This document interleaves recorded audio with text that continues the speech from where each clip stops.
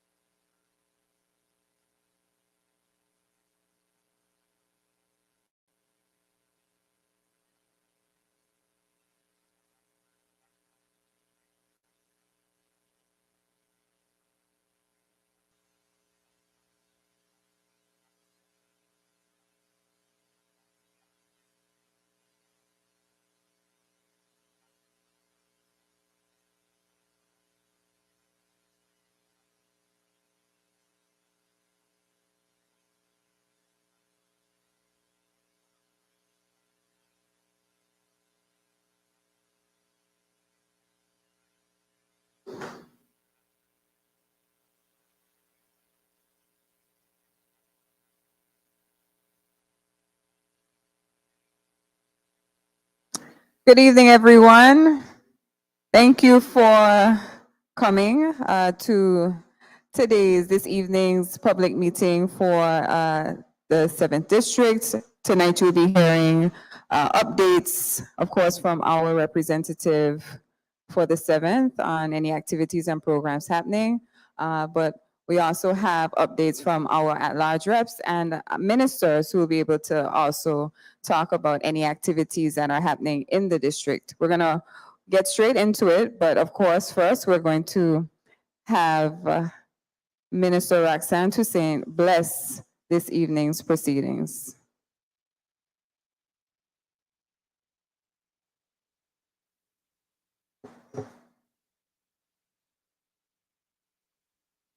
Good evening.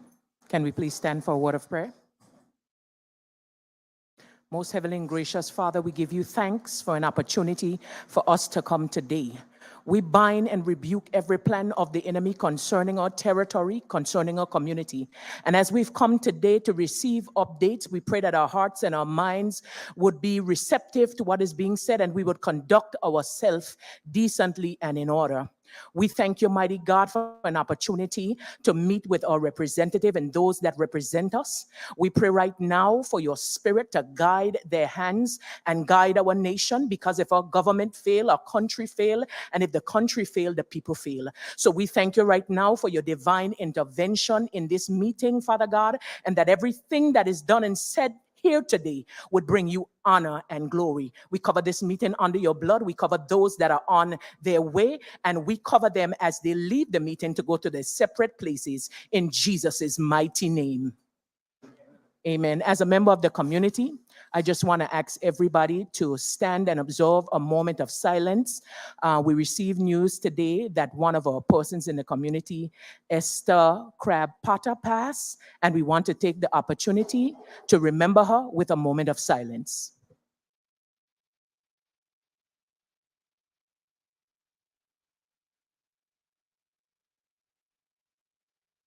Thank you.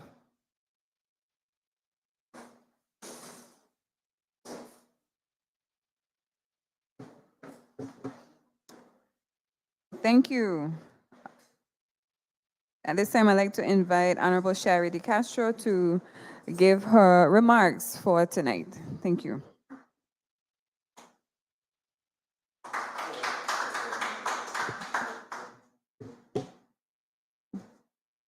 Good evening to you, the people of the 7th District, and by extension, the persons listening online.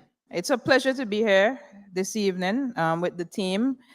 I know you'll be hearing a lot, but as an at-large member, I just wanted to come and greet you and to let you know that we have continued to be in strong support of your district representative, Honorable Natalia Wheatley, and the tremendous work that he's doing in the district as well as in the ministry.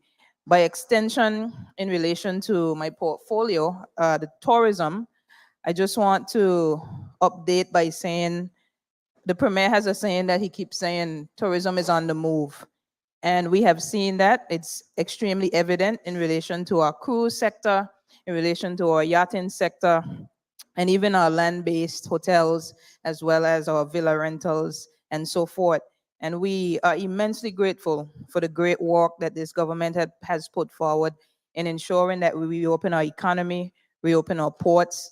We visibly see the yachts and the boats that are in our harbor and out in our beautiful waters. And we are truly grateful for the progress because we do remember when there were very little or none. Also, of course, I mentioned the cruising and how that has impacted the economy on a whole. Of course, the taxi drivers and various vendors within the Pear Park as well as the wider Road Town and Virgin Islands community. I want to mention that I believe even on tomorrow, we actually have a cruise ship that's coming in, and it's one of those vital trips because it's actually the visitors will actually be going on a run for fun initiative where they're coming to the territory, yes, as visitors, but they'll be running around Road Town, and the proceeds that they collect from the run will go towards the food support network. So I'm extremely looking forward to that tomorrow morning, and we'll be seeing them around the town area. Look out for them, and of course, you can give them gratitude as they seek not just to come and enjoy the BVI as visitors, but also give back to our community in relation to the the family support network. So as an at-large representative, we have various initiatives that we're in support of. I know the minister is engaged in an amazing initiative through the pantry. We have some youth initiatives coming up, but I'm gonna have Honorable Smith is gonna speak more in-depthly to that. But I wanted to make myself available this evening alongside the team so that we can dialogue with you, hear your concerns, answer any questions, and even hear any ideas that you may have in relation to any one of the portfolios so that we could work together and see how we can implement it for the betterment of the 7th District Committee and by extension, the entire territory. So I look forward to hearing from you and dialoguing with you this evening. God bless you.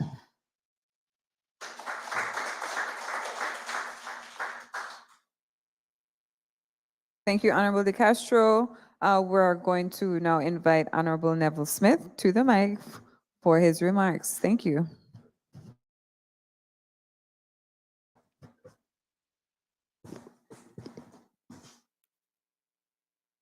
Good afternoon, everyone. It's always a pleasure being home. I consider this to be my home as well, because I went to school right over there. But I'm saddened to, it's only just now I knew about the death of Esther, my good friend. And it changed my whole spirit now, even coming to speak, because I was very close to her, and I'm saddened to know that she passed. But I'd like to give condolence to her, the Crab family and the Potter family and the extended family as well. She was a great, great lady. Only one Esther had, that's Esther. I don't think nobody could replace her. You know, and it really saddened me here, just to be here now to talk about it, it really had me sad because she'll be missed. And even today I went to a funeral today for Lala, everybody knows him as Current. Again, too, I'd like to give my condolences to his family. That's why you see me have on this shirt to be a tribute to him. I wear my Sabah uniform to honor him. But saying that, it made me want to talk more about us as people fighting against each other.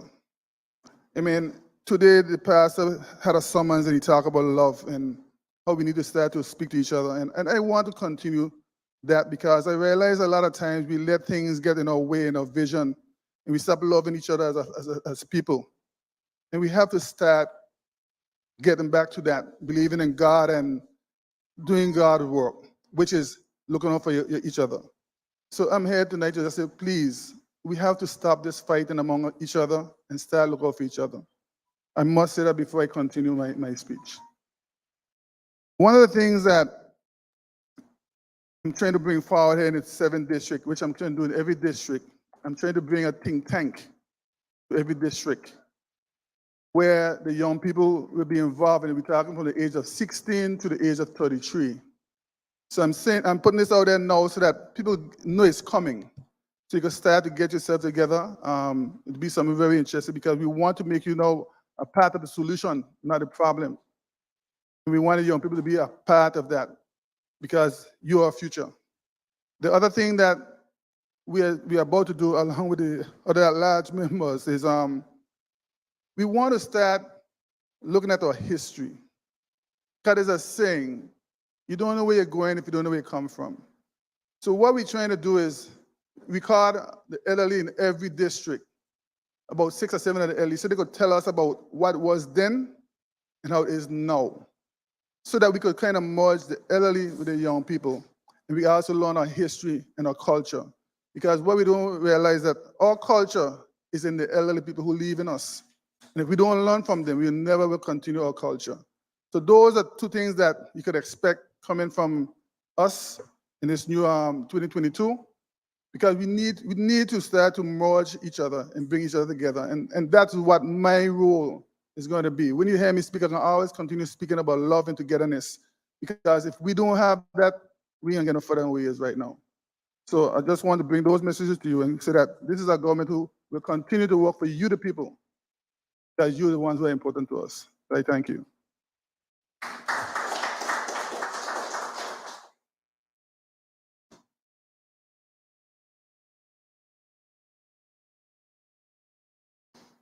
Thank you, Honorable Smith.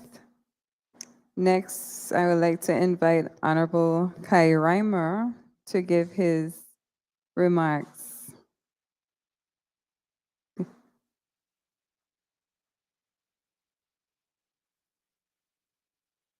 Yes, let me acknowledge the presence of our Honorable Minister for Health and Social Development, Honorable Carvin Malone, who's going to give his remarks right now.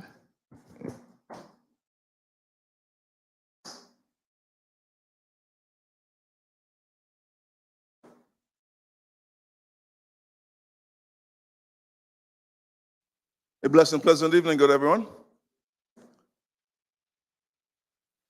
I am pleased to be here, my honorable colleagues, a premier, member for the district number 7, and the actual deputy premier, minister of transport, minister of natural resources, junior ministers, and deputy speaker.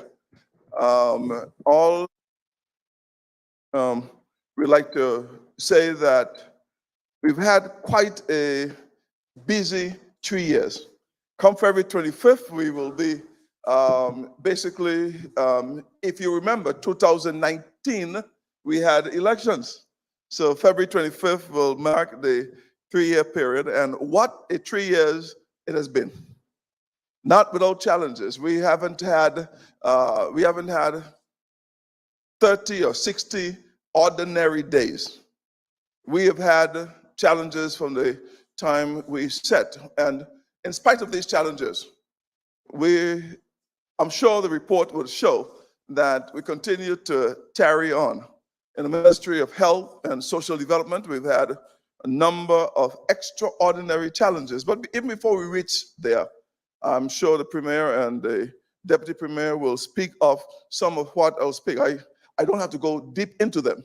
But the fact is that you would, no matter what the talks you'll hear, for the next 12 months, next 14 months, you would hear a lot of challenges, and they'll seek to make you forget, have you pretend as if the challenges we've had with the guarantees, for instance, the loan guarantees, because once you're knowledgeable as to what challenges you've had, you can see and more and better appreciate what we've had to contend with over the period. Because you would hear talks of take the money, spend the money. Why don't they take the money and build this and build that and build that? Well, because any attempt to take away our financial services by means of control will be fought, continue to be fought. Any attempt to have the open public registry without it being a global initiative, then it is detrimental to us. We must fight it. Any attempt to disengage, fire, retire over 20-25% of our public officers will be fought. Any attempt to have everyone that comes from anywhere in the world and they have the right to vote immediately will be fought. To move away with the non-belongers and holding license, that will be fought. We continue to fight this because they're not in our best interest. It is what the late Dolores Christopher fought against. It is why in April or March 2018 that she herself said, well, this deal that you're trying to cut, this deal you're trying to get is not good enough for us. We will not have it for our people because, as she say, Ivan Fox wouldn't have it. I'm seeing on the mural here that my cousin Bing, he is doing the paintings, depictions. And we are people that, it all started here from the Nottingham to the Stevens land to all of these particular areas that we have protected. We as a people, because remember the second capital was right here in actually Long Look, down the bay. So it moved from Virgin Gorda, Honorable Whitley, it moved from Virgin Gorda, and it came to Fat Hawks Bay. Okay, fine. Before it moved to Rotown. So we are enterprising people right here in the 7th and 8th electoral district. So we can't let anyone take that away from us. We are working on getting the other pieces within a grasp done. COVID-19 happened. It took away 24 months of what we would have been doing to advance our particular causes. COVID-19 happened. We had to spend over $70-80 million in order to have us meet here tonight. You cannot do this in Trinidad. You can't do this in a number of other Caribbean islands. You cannot do this in Hong Kong. They are under curfew even as we speak right now. We can do this because when we went, the premier had to take monies from all over. He's still getting blows even from me. Where's my money? So if you're getting it from me, what about you? Who wants to know, well, where are all of the promises you made for fixing the sewage, fixing the streets, fixing the schools, fixing the hospital, fixing the administration building, fixing all of these stuff? But there's where it went. So I can't pretend as if I don't know. I can't pretend to you as if you should not know. You have to know this. Then came a commission of inquiry that basically took us off our heads, because even today we were dealing with matters which says that it was unfair in terms of how it's being administered. Commission of inquiries, there's nothing new. But when we are going to look at the broad base and the non-specific nature of it, we have had civil servants or public officials who've had to spend countless hours in gathering the documents. We've had to spend countless hours in terms of diverting from what we ourselves have to do and to attend to this. We will come out of it stronger. We'll come out of it better. But as a people, you have to know that it helped to divert attention. So here in the 7th electoral district, we will get the community center. The particular company is working hard, getting it pushed even harder. I spoke to them today. So there were some additional windows that they left out. They're trying to get those. The roof or the ceiling in the main building, they want to make sure that they get the additional funding. My understanding is that it was basically omitted in the first instance, but it has to be in there. I tell them because I come to weddings there, I come to repasts there, I come to celebrations there. I cannot be embarrassed there. So we have to get it fixed. And Honorable Smith have said to me, well, look, when you get this done, do it properly, because I'm going to be, well, I can't tell you what he told me, but Honorable Whitley, Dr. Whitley, Deputy Premier, is asking me every other week. I said it's the same thing as what I told you last week, but he still asks me. I have to report to him. The Premier is asking me. All of my at-large colleagues are behind this particular project 100%. We have the clinic, we have a chronic staff issue throughout the world. We are no less here in the Virgin Islands. The Premier, again, have looked in terms of fortifying, getting the assistance necessary through the assistance that the Cuban Brigade can help us with. And it is just amazing, because in some of the reports that you hear of staff, revolt staff doing this, staff doing that, they have concerns.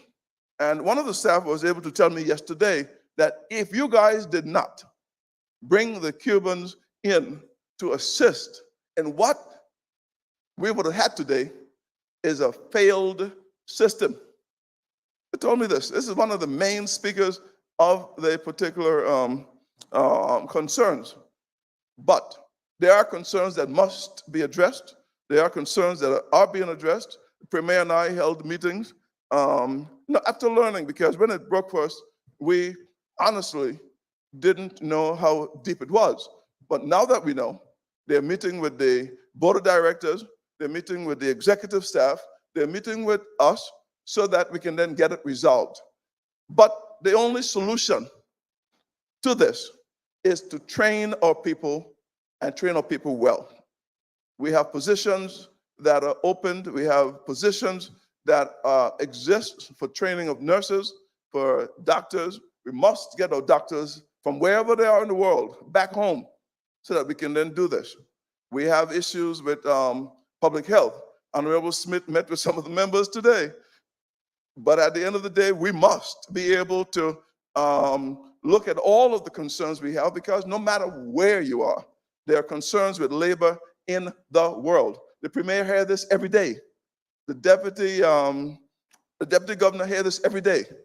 But I only stop by to tell you that we must do whatever is possible to keep the BVI healthy. We have 62 deaths too many that were, quote unquote, positive at the time of death. Once you have a certain percentage in terms of readings for COVID, then you're classified as a COVID casualty. So we have to look in terms of keeping our people out of the hospital, keeping our people out of the morgue, keeping our people healthy, and we have to go back to basics, because in the complete health improvement program, where we go back to the ground and make sure that our bodies are healthy, our bodies are ready, then that is the best defense against any global pandemic. I'd like to thank you very much, and I'll be around for any questions that you may have after we're done. Thank you very much.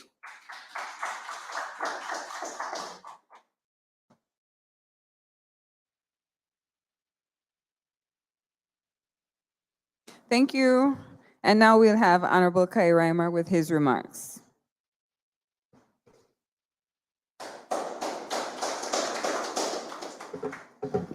Thank you. Good evening, everyone. Good evening, everyone. It's a pleasure to be here in the 7th District. And I just want us to acknowledge the Deputy Premier, Honorable Natalia Wheatley, for hosting this meeting this evening. Let us give him a little round of applause there, because we must appreciate him. It's always a pleasure to come to speak to you, the people of the 7th District. And it's no different this evening. And I also acknowledge all the families of those that have lost loved ones, especially Miss Esther, and persons that we continue to bury on a weekly basis, and the numbers continue to rise. And I know we need to pray for each other because this affects us all. It may not be directly, but at some stage it affects us all, and we are all interrelated somehow. So I just want to let us continue to pray for those families that are grieving at this time, and we pray for those that are sick, those that are shut in, those that are in the hospital, and those that are recovering. We've been through a tough time, and we cannot neglect the fact that we have experienced COVID like any place in the world. But we give God thanks, and this government, we have done what it takes to make sure that we had all things in place. We allocated the resources in the right places so that we can test and make sure that we have all the facilities for dealing with the COVID. It's been a task, and there was no playbook for it, but we persevered, and we should be proud of what we have done during that time. The member for health mentioned what we have been going through throughout the world, and he didn't mention the roads or sewage or anything of that sort. But I need to make mention of it because it's under my portfolio, and being assigned this task, these long-standing issues, I understand the blame that we get for it, but we continue to work and we continue to make the roads and all infrastructure a priority. And I acknowledge the Premier for making the resources available so that we can have these works done. I know when we got in there in 2019, the roads were, and they still are, in deplorable state. What we did at that time is we thought it necessary to go and purchase an asphalt plant. So we made the funds available through the Premier, the Minister of Finance, and we were able to purchase the asphalt plant. All ambitious, all excited about it. I, worked to get everything in place, but COVID came and we had to reallocate some of the funds to different places, as I just mentioned. But we are underway with this asphalt plant. We have purchased additional resources, paving machine, milling machine. We have purchased a roller, and we are now working to get the plant finally assembled. The company that we purchased the plant from, they will be in the territory hopefully in a couple of weeks. And we hope to see our road works actually started and done in the right way. We have done consultancies, previous administration, and they've told us exactly what needs to be done to get our road works or road repaired and done in a proper manner. So we have not cast that aside, but we have paid attention to it. And that is what we're intending to do to make sure that all roads last a lifetime. So with the asphalt plant, the training that will take place, we are hoping to see better roads within our territory. And we heard the talk about the bad roads and what other Caribbean islands are doing. But we fail to understand that it takes monies to get those things done. I know in Jamaica, when I did some research, they did some road works there a couple of years back now. And I think they got a loan from China for about $700 million to get those roads in good condition. We look at Dominica, we look at St. Kitts, and through, I guess, the Bank of China, they were able to get these loans. But we are working with a budget, and we were able to revive a TIF fund. This fund, I think, was implemented years ago, and when the Premier speaks, he would actually tell us how long this was passed. But we just revitalized or revised or got that TIF fund restarted, and I think we have over $1 million plus in there, so that we can have enough monies to get a lot of the works done.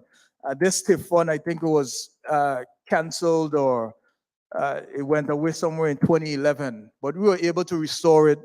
And this fund, it derives from each gallon that is imported into the territory. We collect a percentage of it for transportation and so forth. So that fund, we would be able to get a lot of work done, along with the asphalt plant and all those equipment that we purchased along with that. So, I beg for your your patience a bit more, but we intend to get our roads repaired and repaired in the right manner. And I know when the minister, when the representative comes up, he will speak about some of the road works done as well. We were able to do some road paving in his district. Still a lot more to be done. The requests are numerous, but based on the resources, we will try to prioritize and make sure that the works are done. I know a major aspect of this community and the Eastern community as well is the sewage project. And the talk was that $8 million that was allocated for the sewage project were actually taken to go to another project. And it is mentioned that I think $6 million has been put back into that project. But I just want to, for the record, let you to know that it was since that we came in this government, we were able to take at least $3 million from Ports Authority and actually put into the sewage project. So when the talk goes out there, it seems like it was done a long time ago that the funds were placed back. But it was this government, even as we went through the COVID time, we were able to get that monies and put it into the Eastern Langlook Sewage Project. And I will take some time to go through and give a summary of this project, because I don't want you to think that it's just talk. We have been doing quite a lot of work behind the scenes in terms of getting everything in place with this sewage project. We have also had where we've cleared the project, the area in Paraquita Bay where we'll be staging. We have built up an area. We have also have some containers where we'll be able to secure the pipes and all the fittings and so forth. So what you will see next on the ground, and this will take place from Fat Hogs Bay to Long Swamp. A contract is about ready to be signed. This contract would see the sealing of the manholes from 5 Girls to the Eastern Police Station. And along that same stretch, we will be installing lateral lines to connect businesses and residents to the main in that area. The service laterals would be 4 to 6 inches lines that would branch off from the main to businesses and residents. And that work should begin once the contractor signs. Those works would be a little bit under $100,000. We are just waiting for that to be signed. Everything is in place. We already did the walkthrough with the contractor. He's agreed that he wants to do the work. So in a short time, you will see the works begin and begin there. We'll also do the connection of Langlook distribution system in the areas of Dr. Pickering and Fine Foods to the main distribution system along the main road. And those works would be around $25,000. The Langlook distribution system comes down approximately, I think is about 30 feet short from the main, and both going north and south. So we will have those connected, and those works would start soon as well. In the vicinity of the police station, we would be connecting the Little Dix Road and the Greenland distribution lines to the main distribution line at the police station. And there are 2 contracts there where each contract would be about $60,000, $50,000 to $60,000. And we'll be also issuing a contract to undertake the fusion welling of the HDPE pipes to the force main to lead into the pump station that will be adjacent the fire station there in the parking lot. And that pump station will be also erecting so that it will be a part of the whole program. And we'll also be procuring manholes and the equipment for the pump station there at the Eastern Langlook, at the Eastern Police Station. In Langlook, there's an existing distribution system that requires extension of the existing distribution system to collect residents on the upper side, in addition to the distribution system, on the upper side that was not connected, that would be right here in the sticket area. And that would be a two-phase works that will be happening there to connect the upper and the lower system. And we are finalizing the scopes in this area, the Langlook area, and we anticipate those works to commence shortly. Works in the Lang Swamp and the Fat Hogs Bay area, that's scheduled to start in a couple of weeks. And the ministry is working with the Ministry of Finance to get an RFP out for the treatment plant in Paraquita Bay. And we'll see that issued in March. And we know that treatment plant is critical to this entire program. And once that is completed, we hope to be able to flush before the end of this year.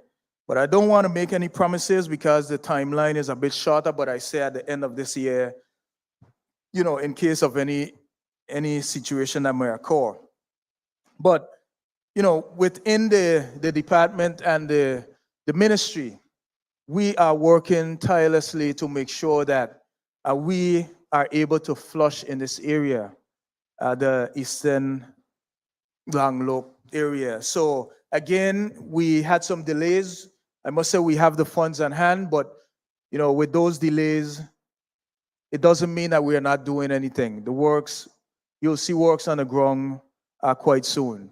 So with that update, you know, I again say thank you for your patience. I know this is a long-standing issue, but with this government guarantee that we will make sure that this is done and done in a timely manner. So I say thank you, and I thank you for the opportunity to give this brief update.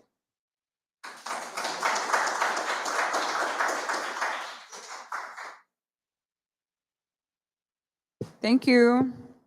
At this time, I'd like to invite Honorable Vincent Wheatley to give his remarks this evening. Thank you, Madam Chair. It's indeed a pleasure to be here in 7 this evening. This Friday, the 25th, is going to mark 3 years since you, the people, put the confidence in this team to lead this country. There are a few things I have to remind you about. When we took over in 2019, we met a lot of damage in this territory. A lot of buildings were damaged, a lot of homes were damaged. Our first task had to be to stabilize persons' lives, make those houses watertight, get those admin buildings repaired in Virgin Gorda. Just last Thursday, we handed over the last admin building to be repaired since 2017. And then up came the COI, again, a further distraction. What we have decided as a team this year, because personally I say we're only doing this because it's an election year. Our focus this year, because we've got a lot of infrastructure out of the way and some still ongoing, has to be you, the people, more directly. A lot of things we're going to be doing this year are going to be impacting you, the people. But there are those who will tell you they're only doing it now because election is coming up. You have to remind them where we started when we took over. And during this turbulent 3 years, I will tell you, I wouldn't have taken this journey with any other team than this team we have here with you tonight, that you sent to run this country for the last 3 years. This team, we have stood together, and the support I've gotten from my members here, I couldn't ask for a better team. I really couldn't. Please give my team a round of applause. They say only them who in the kitchen know about the heat. It's a lot of heat in this kitchen. But them on the outside would say, oh, no, man, it's normal times. These are not normal times.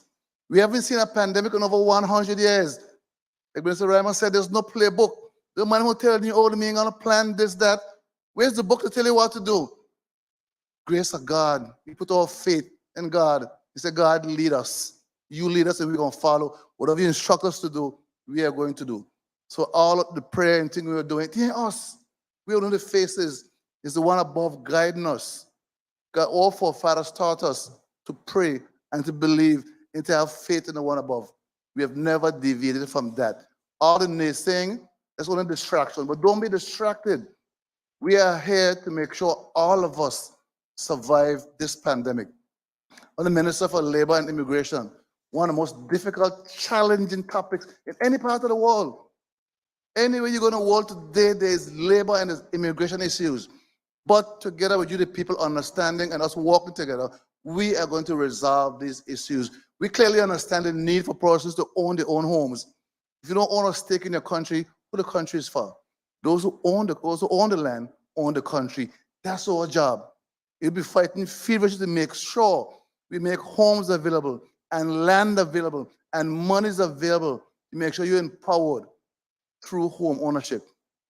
We had a little distraction with the COI, a little distraction trying to build back homes and so forth, but we've never taken our eye off the prize of making sure you, the people, are empowered with the things that you need. Because when you are strong, we are strong, and the country is strong. We continue to have faith in the one above to lead us. So I ask you again to continue praying for us. Those of you who pray for us, continue encouraging us. We need encouragement too. And a lot of us in the public light, all we get most of the time is criticism. You know what you're doing, you're guessing, oh, no plan, no this. These things are emotionally challenging to us. So I must thank all of you, and some of you do send the WhatsApps and so forth. We did a little encouraging words. That's very, very helpful. It mightn't seem like much to you, but when you're in the kitchen in the heat, a little glass of ice water goes a long way. So I thank you all, those who encourage us, and those who have the patience and understanding to continue doing that for us. Because together, we ain't got to fight. Together, working together, we're going to get through this. We must get through this because our faith is in the one above who is guiding us through this. There's always a lesson to learn and everything. If you look at all the victories in the Bible, it didn't happen overnight. It's 40 years in the desert to arrive at the promised land. I could go on and on. We're going through the desert now, it's necessary.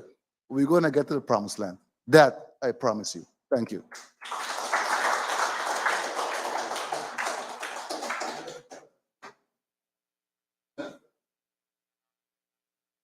Thank you, Honorable Wheatley.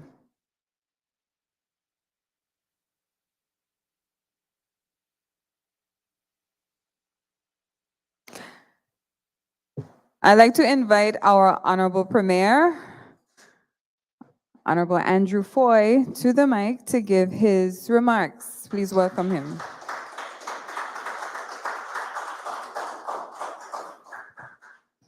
I'd like to say good evening and God's blessings to everyone. I recognize the protocol already established, and it's good to be here in the 7th district. So good evening to all of you. I don't sound like my Langlook people. Good evening to all of you. All right, that sounds like my people from Peopleville. I can't go any further without myself, pausing and said the deepest sympathy to the family of Esther. I can't laugh like Esther, but I could hear her now. With her commercial that she did with Delta that came so famous on the radio in the morning, and the warm spirit that you would have, no matter how much you felt down when you met Sister Esther, she always make you feel up. Even if you didn't want to laugh, she would make you laugh. And one of the most caring person that I've ever met in my entire life. But it goes to show something that I've been saying to persons all around the territory and even around us as a people, as a family. Life is short. And really and truly, when you really analyze most of the things that we're fussing about, if you really lie down on your bed and sit and think about it, they don't really make any sense. And they're really not carrying us any place. So life is about your donation, not your duration. You could live long, but don't make any kind of significant donation to life. But you could live short and make a powerful donation to life, to change life for mankind. Most persons got up here today and spoke about projects. I don't want to do that today. I'm going to speak about your representative. Sometimes in communities, we only hear the sections of where people are weak. Because sometimes some people live and pray on where persons may be weak, and we forget to look at where their strengths are. And we don't sometimes recognize the kind of strength that we have here in your representative as your representative, as the Deputy Premier, and as the Minister of Education and Sports, Youth Affairs, Fisheries, Agriculture, this young man, I must say, is one of the most dedicated human beings that I've seen to the task. He's one of the most pure-hearted persons that you ever want to meet. He actually thinks and believes that everybody loves him, and he loves everyone. And that's the right mentality to have. And I always tell persons that for me, my Deputy Premier could be a poker player. Because, and any one of us working with him, for the most part, it takes a lot to get him angry. And he keeps the same face. So you don't know whether he's angry most of the time or glad or sad. And he keeps the same tone. So, you know, sometimes when you're playing certain games, you could watch at a man's emotion and see if he has a good hand or if he doesn't have a good hand. But you wouldn't detect that with your representative of the 7th. And why do I say that about this young man? This young man was sent abroad on behalf of the country many times when you miss him, speaking on behalf of the country in my stead to the United Nations. The United Nations, as you would know, is made up of over 100 countries, major countries. And he went abroad numerous times to speak on behalf of this territory, to champion the cause for us that if our present or future generations ever decided that they're ready for independence or self-determination or anything along that line, whenever that time comes, that nothing or no one will use any mechanisms to impede our way to get there once our present or future generation wants to get there. Let me help you to understand the magnitude of that. He went to about 4 or 5 of those conferences abroad. And then there was about close to 140 countries that had to vote to decide if little BVI would have this right to do that. Sometimes you only see the person walking around and we don't understand the magnitude of the character and the power of that person's character and the power of that person's ability to represent us. And I'm here to tell you that in December, we haven't publicized it as heavy as yet, but in December, the United Nations voted up the almost 140 countries to 133 of them, I think approximately 133 of them, vote in favor of the BVI path towards self-determination or independence should not be impeded by no one because of his presentation.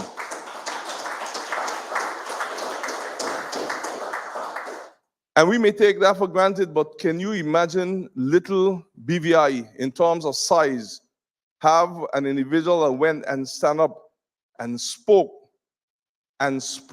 passionately about why future generations should not have their future impeded upon by persons many miles away. He even spoke about the CI to them and spoke that yes, we have systems that need to be improved. He spoke and let them know about what country can come out without showing that they have systems needed to be improved when you had such a broad terms of reference put on any country. No country would have come out unscathed. And he was stating about that should not be used as a modern day impediment towards us as a country. And he came out with 133, I think it was, or plus, or right there about votes out of the UN. That is impressive. That tells you the character of your representative. I have no reservations at all about my team. I have no reservations at all about sending him away to represent us internationally, regionally, or anywhere. As a matter of fact, most of them on my behalf, he has went and represented. And on Friday, he'll be going to Belize for a few days to represent the country in CARICOM. As a matter of fact, his representation was so strong that when there were those who were blocking us from, or trying to block us, or alleged that they were trying to block us from getting into the UN meetings, he was so impressive that the CARICOM made sure that they give the BVI the entrance into the UN meetings.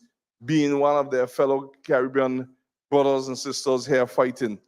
So that tells you the power of this young man.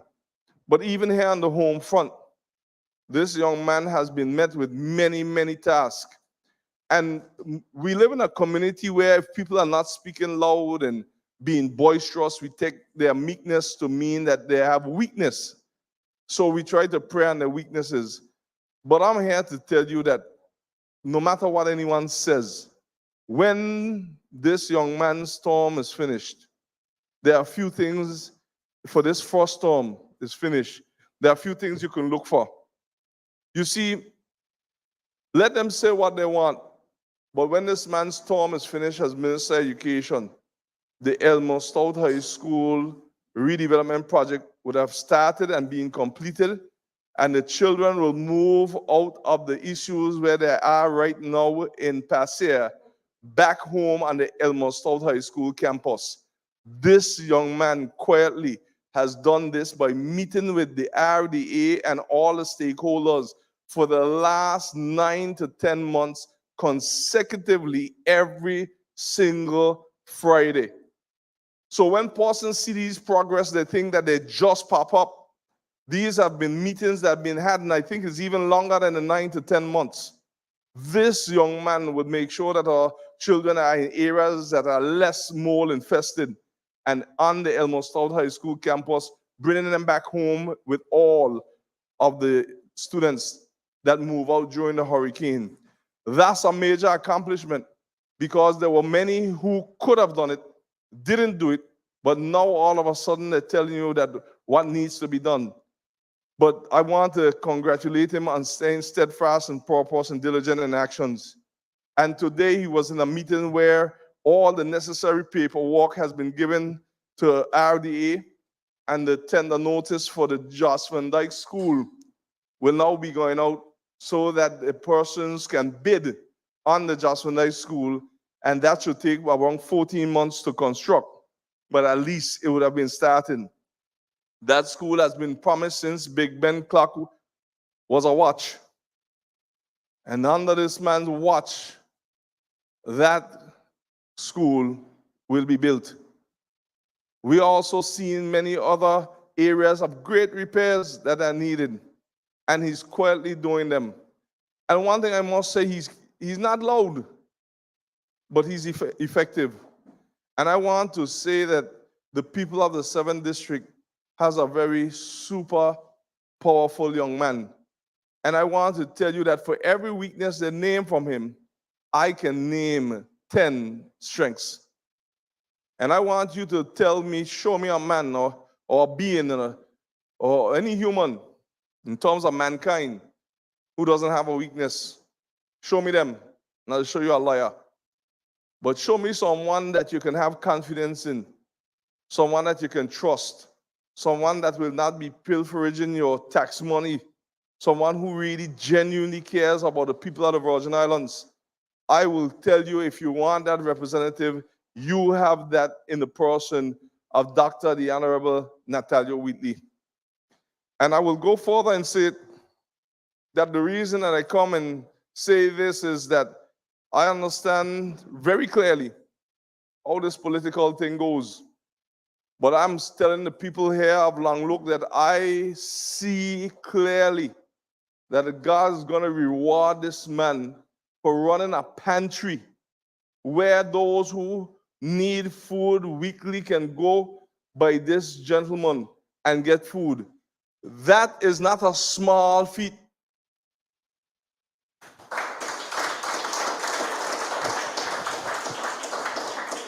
Sometimes we overlook these things because it's not black and mortar.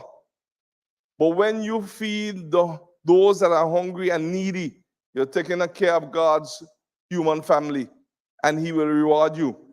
So I'm not worried about what comes up against him because that's anyone's democratic right. But I know we have a solid young man here as a deputy premier, and he's going to continue to be so.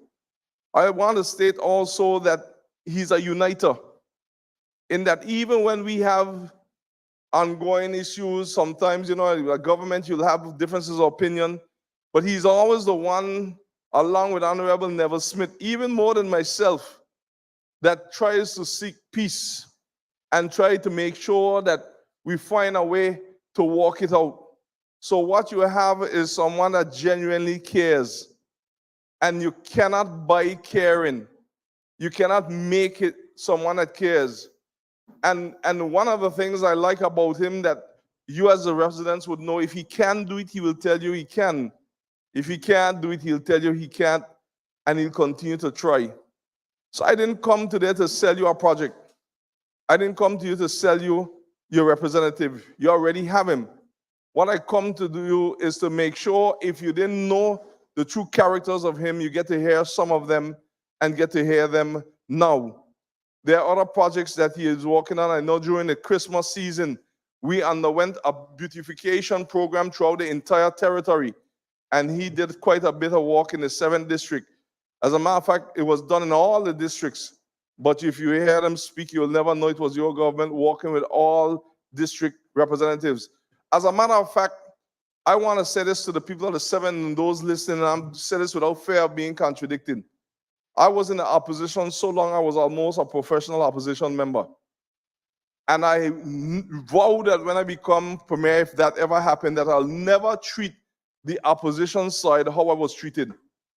Didn't see any money to do any projects. Couldn't even have meetings if you call them. And sometimes even when the leader wanted to help me, he would tell me that, persons around him say no. But we made sure that whatever each district representative and at large received, they received. And you won't hear that. During the lockdown, when we had to help the people in the districts, each one received $300,000 extra to help the people. And we stretched it as far as we could go in each district. But you won't hear that. So I must come to tell you, even the beautification program, every single district, for the most part, received just about the same money, save 1 or 2 that had an extra more work to be done. But you won't hear that. And whenever we make a decision with the distribution of the public funds, nearly every time that it comes to divide them between District 1 to 9, since being your premier, every district received the same amount of money. So when persons tell you that they're not in the government so that they weren't giving them funds, you can check what I'm telling you. I'm so guilty of this that even my side sometimes tell me, Premier, you're feeding the other side a little too much. And some of them, and I would say it is all us on the same side. But one thing I know is that the truth will always float and the lie will sink. Just give it time. Now we've been through some trying times, and there are those who want to divorce COVID, as the Minister of Health said, away from us. And it can't happen. Imagine the worst pandemic in the last 100 years, and we had to stop our plans, stop what we wanted to do in the manifesto at that time to attend to shift monies so that people could be safe. I want to give you an example of how that is so that you can even visualize it even better. Could you imagine if you were going to build your home and a little home or apartment for $100,000 and you had it saved, and that was a project you were going to do, but you took sick and you end up spending $150,000 to get well? Well, obviously you had to go for the extra $50,000 from somewhere, and you could not, when you get better, just start again and restart and say, let me start the house. It's going to call for some adjustments. And we had to put millions of dollars into keeping our people safe, keeping every public officer hired, and making sure we keep the lights on, as we say. Millions. And we had to deviate them from the projects that we were going to do into that. And when you hear persons talk, they want to know why more wasn't done in the last 3 years, in the last 2. Let's be real. How could you? Now we're starting to get back in the groove. The economy is starting to reopen. We're starting to move towards getting some of these things that were put off done. But show me a government that could have performed regular during that time. There was hardly any government, if any at all. The whole world was under siege with COVID-19. The whole world was locked down, quarantined. We made sure people as much as we could got fed. We did so many things in that. We made sure there was garbage collection that had to be paid for. So some of the monies that were going to do other things had to be transferred to that. So now that we start to move, there are things that are beginning to happen and things that you're beginning to see. But I can tell you that in the 7th district, you're going to see the Eastern Langlook Sewage Project, as the minister said, moving even stronger. Now all of them were nice with it. I can't be nice. I can't figure out to know why the money was moved from the Eastern Langlook Sewage Project and put down in the Cruise Pier project. And then Parsons going to be walkabout, speaking and telling you that, you know, they apologize, but that's it. You had enough money to make sure that you didn't walk and be walking in Eastern Langlook in number 1 and number 2, whether solid or liquid. And that was shift down during the tenure of those who are speaking the loudest. And at that time, there was no voice. No one knew until a day I asked about it in the house. If the aggressiveness were there now, as then as it is now, then you, the people, would be flushing in the Eastern Langlook, because they will tell you, no matter how much I'm with you, leave the people's money for Eastern Langlook for that sewage project. Now, yes, we love the Cruise Pier project. That's not the point that I'm making. But there was monies for that. Those could have stayed here and fixed this problem. Now they're telling you we have to move fast because it could create another pandemic. We have to move fast and get this pad flush. Yes, we know that now. But we were saying that all the time.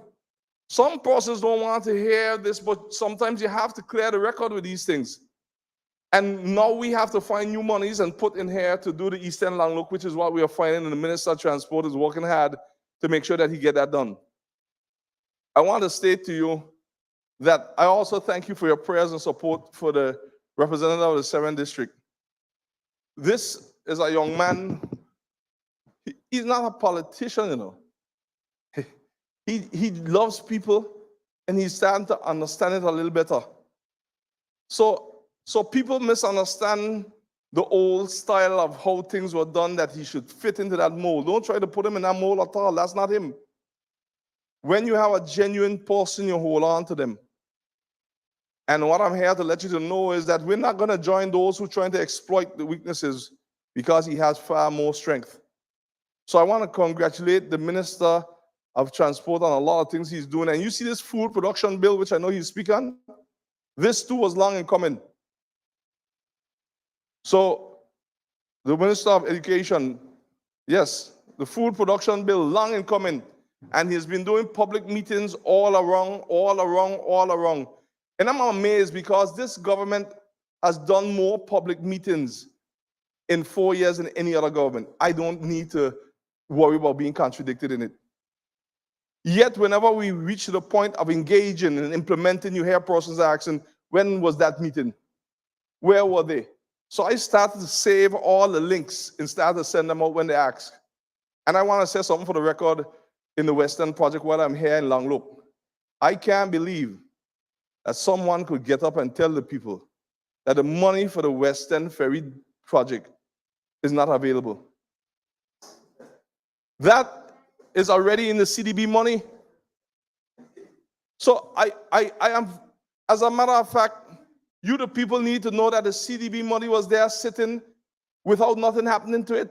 We didn't get the loan. That was got by the last administration. I thank them for it. But because they weren't getting along, they couldn't move the money. So it sat there and generated interest of over $300,000 that you paid back and even didn't know in interest, without seeing a wall, a block, a steel, or even a stick. But when we came to office, the CDB visited the country and said, you have to make some decisions. Yes, there was a list of things given to them, way more than $65 million could do. but they ask us to prioritize that list. Tell us what it is you need to do. We don't feel good taking your money just in interest. And we sat as a government, all of us, people asking what the at-large do, we stop you from paying more interest in a loan where you receive without getting anything out of it. All of us sat down together, and as a group, we decided we're going to invest this money in as much as we could, stretch it among the 9 districts. That is why today you can see us on the television. They said that we like to take pictures and do live. We taking pictures and doing live because we celebrate what God has done with the money that the people of the Virgin Islands have to pay back because of decisions we made. That's what I'm proud to know, that we're the ones who fix the administration building, now named the Albert Shinnery building on Jocelyn Dykes, and name it. I'm proud to know that we're the government that went and fixed the Theodore Faulkner administration building in Anegada and now rededicated it. I'm proud to know that we're the government that fixed the John George Senior administration building in the North Song and now is being utilized. I am proud to know that we're the government who went and fixed the Vanderpool building in Virgin Gorda and now being utilized.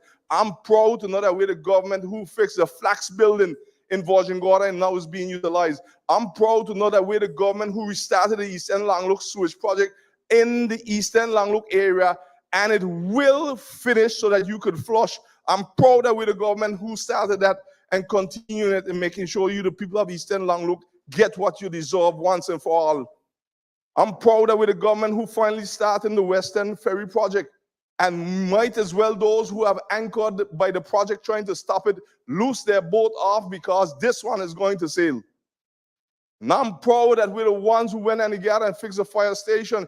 And I could go on, and we have then done more with less, while giving the public officers overdue increments that were due before we took office from 2016. And now we've made enough during a time when there's less to give 2 increments, 2016 and 2017, to the hard-working public officers. I'm proud that this government is the one.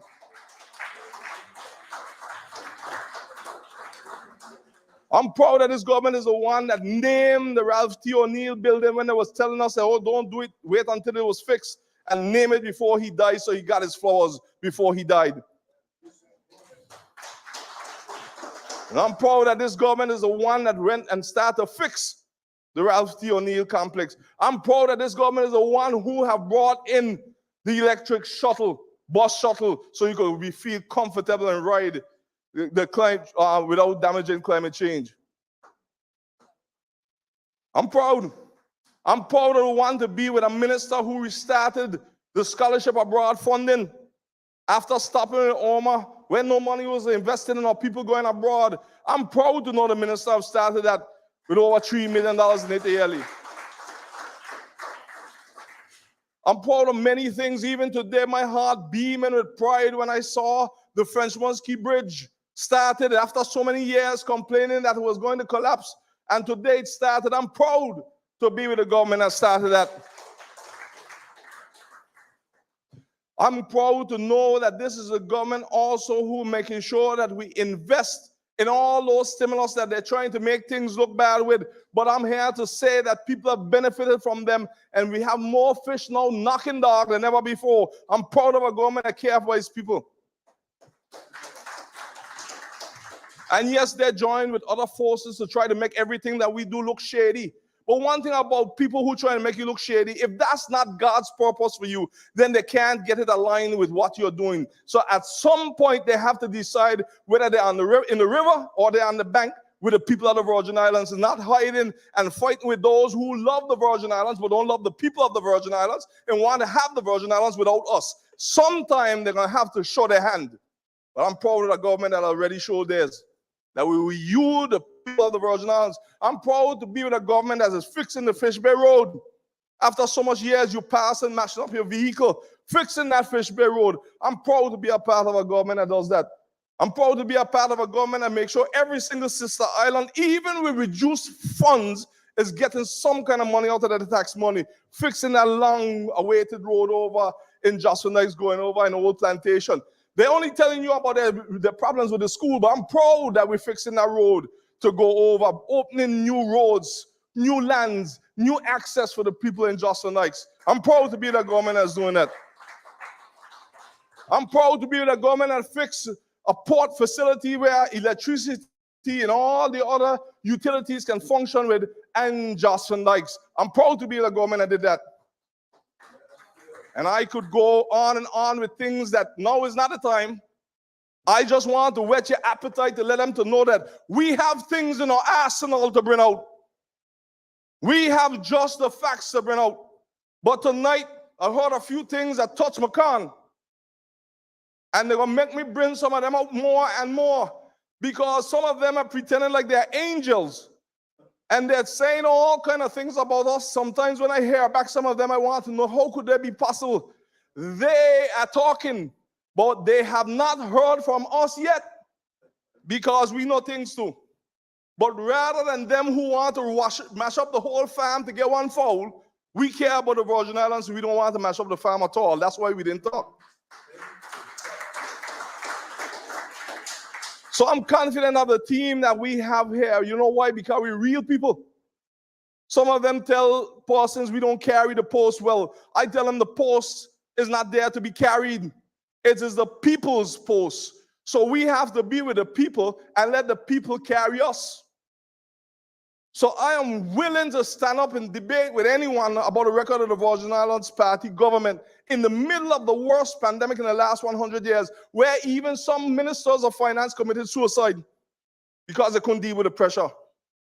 So I'm willing to debate our record with anyone that comes forward and tell me all these different things because it's important for you to know the facts. So I want to let you to know that we're not going to go after people just for politics. We have a contractor that won the air conditioning contract in the complex, and they're trying to make it look like something is wrong because they know the contractor is around the party. So they feel that something fishy has gone wrong when it has gone correctly according to the rules.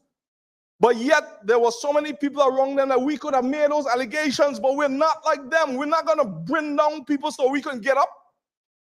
We're not going to bring down all people and tear them down so that we can look good and call ourselves leaders. To satisfy those who want to take us over and those who want to move us out so your generations will never have peace at the BVI.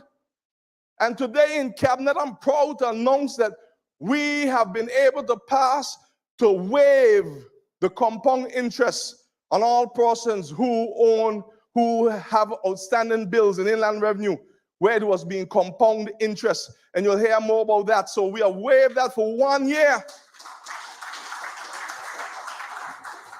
And I'm proud to be a part of a government who also have passed in Cabinet, and you'll hear it in the House, to make sure that every belonger that purchases land and any property for the first time can do it without paying stamp duty because they'll be exempted. That's a government working for you, the people. And I don't name these things because I've come in front of you and looking things to name and hoping just to get your applause. I name them because they are just the facts.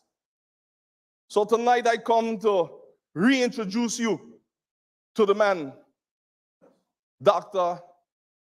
Natalio Wheatley. He's with a team that cares about people. And I want you to know that don't shoot the bird in your hand looking at the two in the bush.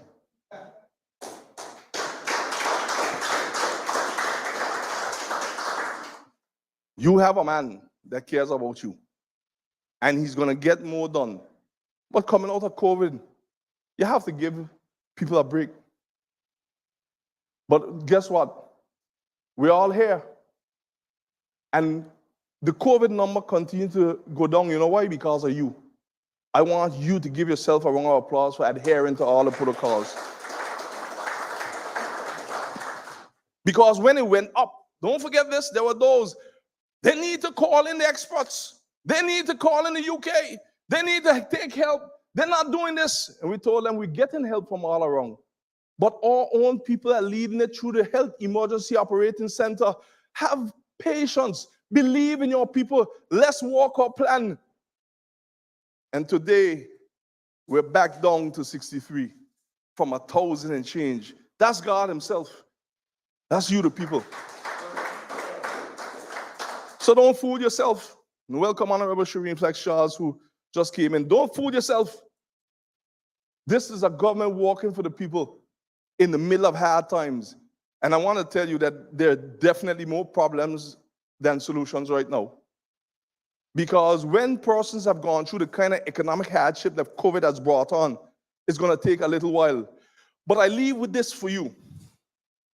And you ponder it in your heart like Mary. During Irma and Maria, even if you ain't want to listen to nothing else for I saying, ponder this. During Irma and Maria, a lot of people came to help us. You know why? Because we were one of the only islands affected by Irma and Maria. We had help from the east, from the west, from the south, from the north. But yet, with all that they give us, concrete still hardened at festival grounds and then get out to the people. The plywood stayed there and wobble, won't get out to the people. Foods in some of the container had to be thrown away, didn't get out to the people. And we could go on and on. Don't take my word for it. Ask those who are walking there. Because decisions couldn't be made. Because the infighting was going on. Now they're trying to come together to put Humpty Dumpty back together again. And in my storybook, I learned that never happened.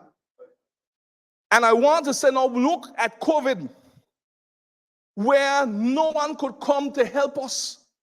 You know why? Because every single country was affected. So now look at leadership and your government. Then when everyone was helping us and you still couldn't get help, and now when no one can help us and you're getting some kind of little help, although many more to do. And you make the comparison for yourself and then see that you have to keep Dr. Natalia Whitley and the team he's written, not because you might love them, but you recognize that God placed us here for a time such as now. I thank you.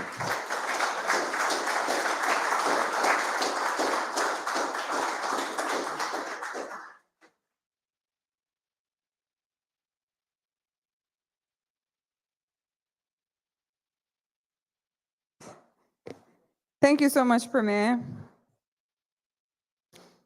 We have a full team tonight. I'm just going to ask Honorable Flex Charles to just give some brief remarks. I know you just came. Thank you. Please invite her to the mic. Welcome her.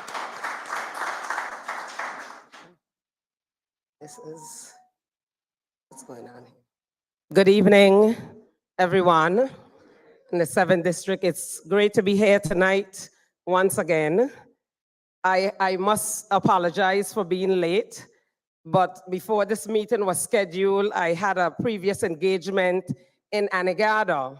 So I just got off the ferry in Rotown to get here to you tonight because that is what we do. We cover every single district, every single island, every single week.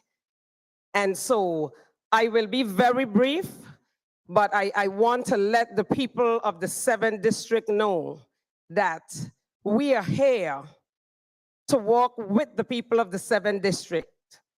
And everything might not be a bed full of roses at all. However, we are accessible. That is the important thing. We are here to be able to say to you, talk to us. You can call us on the telephone any time of the day or night. And we are here to help. That is why we were put here. And the Lord put us here because he knew before you did, before any of us did, that this is the right team to lead the Virgin Islands. And so I will leave by saying, let us think very hard and very carefully about what we do in the future. We have always been an independent and resilient people. I heard Honorable Reimer speak earlier, because on my way here, I made sure I tuned in. And he spoke about all of the monies that China was giving some of these other countries. But check the records as well and see what the UK gave to those countries, and it was not a loan. They were grants. A grant is something that you don't have to pay back. So places like Antigua and Dominica were able to fix their roads and do different things after Ormond Maria. But we, as a dependent territory, as they call it, did not have that privilege. A lot of it, we did get help from private entities, but we need to remember that. And don't let the naysayers fool you. Because what we are going through now, a lot of other independent countries in the Caribbean have gone through. And we have to have confidence in our own people. A lot of times we say that a man is not accepted in his own country, a man or a woman, I must say.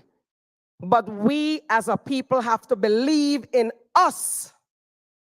We might have our differences, but we must believe in us in order for us to be able to move forward, in order for us to become more self-reliant, because we already are independent people.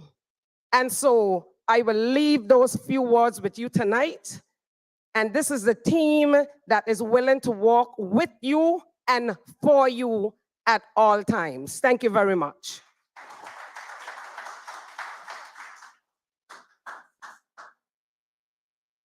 Thank you.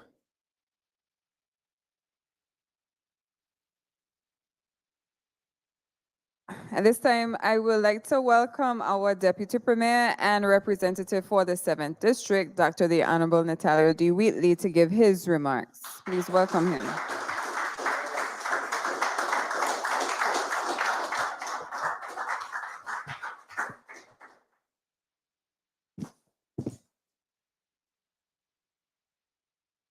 Good evening.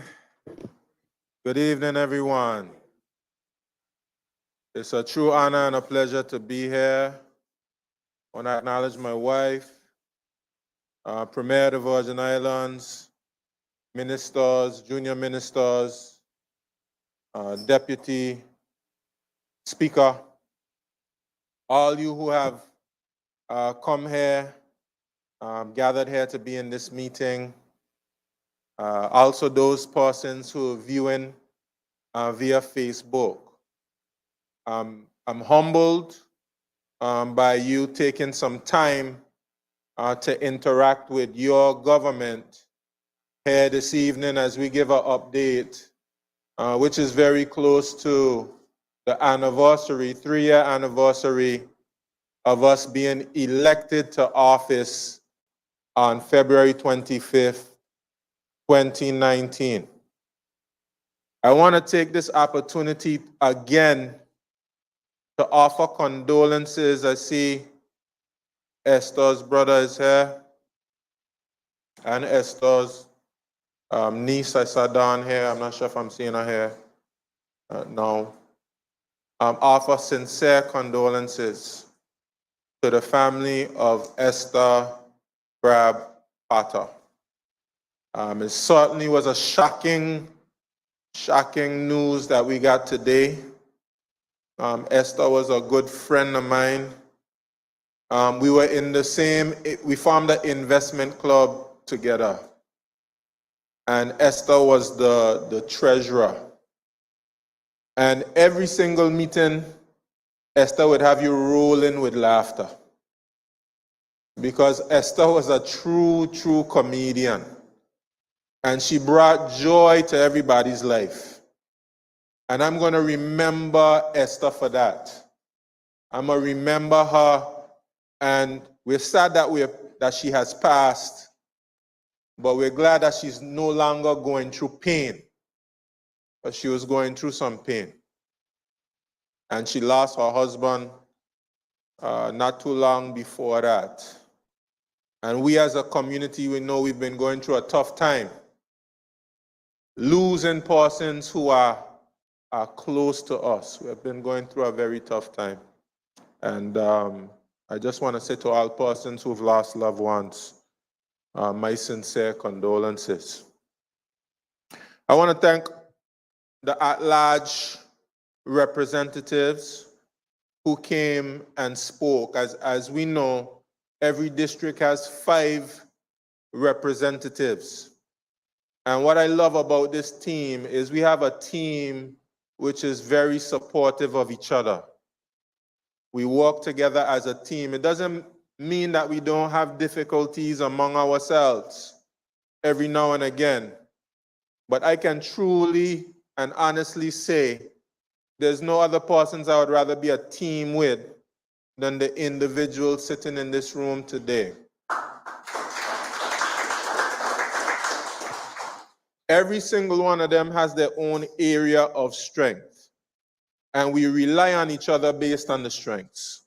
And the at-large representatives that we have within my portfolio, I rely on each one of them for a different area, especially the 2 junior ministers and the deputy speaker. Honorable Shari De Castro. Honorable Shari De Castro is someone who is my point person on matters of education because she's a teacher, a former teacher, and a brilliant individual. Please give her a round of applause. There was one particular conference that I thought that she would lead much better than I would, just because of her skill set. And I asked her to lead that for me. You're going to be hearing about that soon. It's a conference on STEAM, which is a iteration of the concept of STEM. STEM is science, technology, engineering, mathematics, and there's a movement in the world to see how we can strengthen these areas, especially in places like the Caribbean and Africa and places like that, STEM. But some persons believe that you can't forget about the arts. So that's why you get the A and it becomes STEAM. And there's going to be a conference very soon that Honorable De Castro is going to be leading. She graciously accepted. I'm very happy for her support. And very soon I'm going to have a stream of funding. We're going to go to the House of Assembly soon. And we're going to create a stream of funding that will allow us to put an after-school program in every district and every community. And the person who's going to lead that effort is Honorable Shari De Castro. And she's more than capable of doing that. And our children need those type of programs. Honorable Smith is, all of them, let me just say, they're very versatile and they are concerned about a number of different areas. But for me personally, he's my point person as it pertains to sports. He's nearly as good as me in most sports. I went on the court with Honorable Reimer the other day and I truly embarrassed myself in the over 40 league. But Steve Parolan is coming again with his 3-point shooting contest. And I'm going to tell you, the Premier is smiling because he won the 3-point shooting competition. But I guarantee you here today, and I'll put money on it, I'm going to beat the Premier when the 3-point shootout comes. I guarantee you that. But Honorable Smith is my point person as it pertains to sports. And we're going to make sure that every single sporting organization, the same stream of money that I spoke about, we're going to make sure that every single sporting association in the Virgin Islands is going to get a check of support. And you can guarantee that. And Honorable Smith and I were just speaking today about plans to buy backstops for the facilities there at Greenland, as well as facilities around the Virgin Islands. And Honorable Smith has already taken the lead on quite a number of projects as it pertains to sports, because as I said, he's my point person. I've asked the director of the Recreation Trust to ensure that we get that bathroom facility at Greenland built. We just got it fenced not too long ago, and we've been making lots of improvements to the Greenland field. Honorable Shireen Flax-Charles, a very passionate individual, a passionate fighter for the people. She's really my point person as it pertains to cultural things. Again, she is very versatile. We've spoken about projects like steel plant projects. And we're going to get that stream of funding I'm speaking about. And we're going to make sure that we put steel plant programs throughout the Virgin Islands. And other cultural projects like doing murals and things around the Virgin Islands. And I rely on her for that. And of course, the Minister of Health, just as he said, I harass him every second about areas primarily in his portfolio. I'm going to get to those areas. I'm going to get to those areas in a bit. But I want to thank the at-large representatives for coming to the 7th District because, of course, they are your representatives.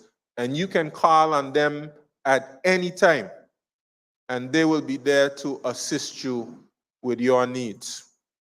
I also want to thank the ministers of government for coming and supporting. We have, of course, our Premier and Minister of Finance, Honorable Andrew Foy. And just like I said, there's no other team I would rather have at this particular time. There's no other leader I would rather have than the leader that we have, Honorable Andrew Foy. Just as he spoke about persons focusing on my weaknesses and opposed to my strengths, which is really a tool of the enemy. It's a tool of deception, a tool of almost hatred at times. I find they do the same thing for Honorable Andrew Foy. And really, if you want to get rid of a party because you want power, the first thing you do is attack the head. And you focus a lot of negative attention there. Because if you take off the head, it's like a snake. You take off the head, the body goes limp. And they focus a lot of negative attention on our leader.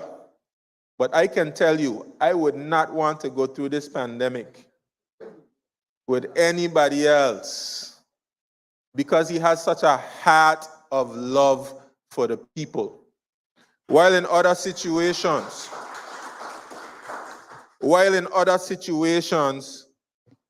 you have people who are afraid to give.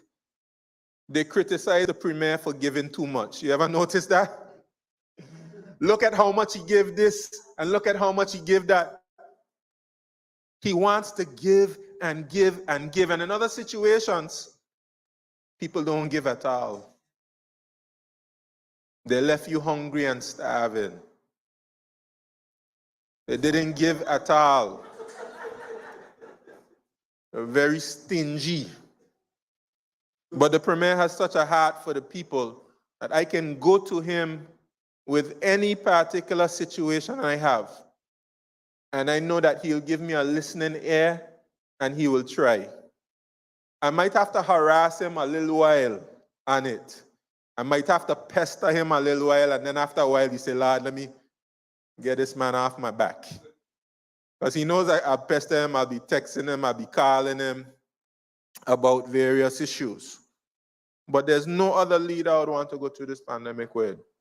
Because even if we are not able to deliver in a particular area, the man's brain is always working, and he's going to come up with some way, some idea to get it done. Just like the same money services money that we're speaking about, that was a way of solving some problems that government hasn't been able to solve for decades. We're going to be able to have a sustainable form of financing to many different areas that were lacking, like our seniors and being able to do land distribution. Minister of Natural Resources, Labor and Immigration, He's going to crack the code to allow us to be able to do land distribution to our people. And agriculture and fisheries that they're promoting didn't get anything in the budget. Right now, we have millions and millions of dollars that we're about to unleash because of that same money, services money. Yes. So thank you, Honorable Foy, and I want to thank every single minister for coming and supporting the efforts. And even in her absence, I want to acknowledge Honorable Alva Maduro Keynes. All of us are colleagues, and all of us work together and support each other. And I just want to say before I go into, I just have a few points I want to run down in terms of updates. I won't keep you too long because I want to give you the opportunity to ask your questions or to make your comments. I just want to say, as we approach the 3-year anniversary of being elected to office, that I'm so grateful and appreciative to the people of the 7th District for allowing me to serve them. I just want to say that to you.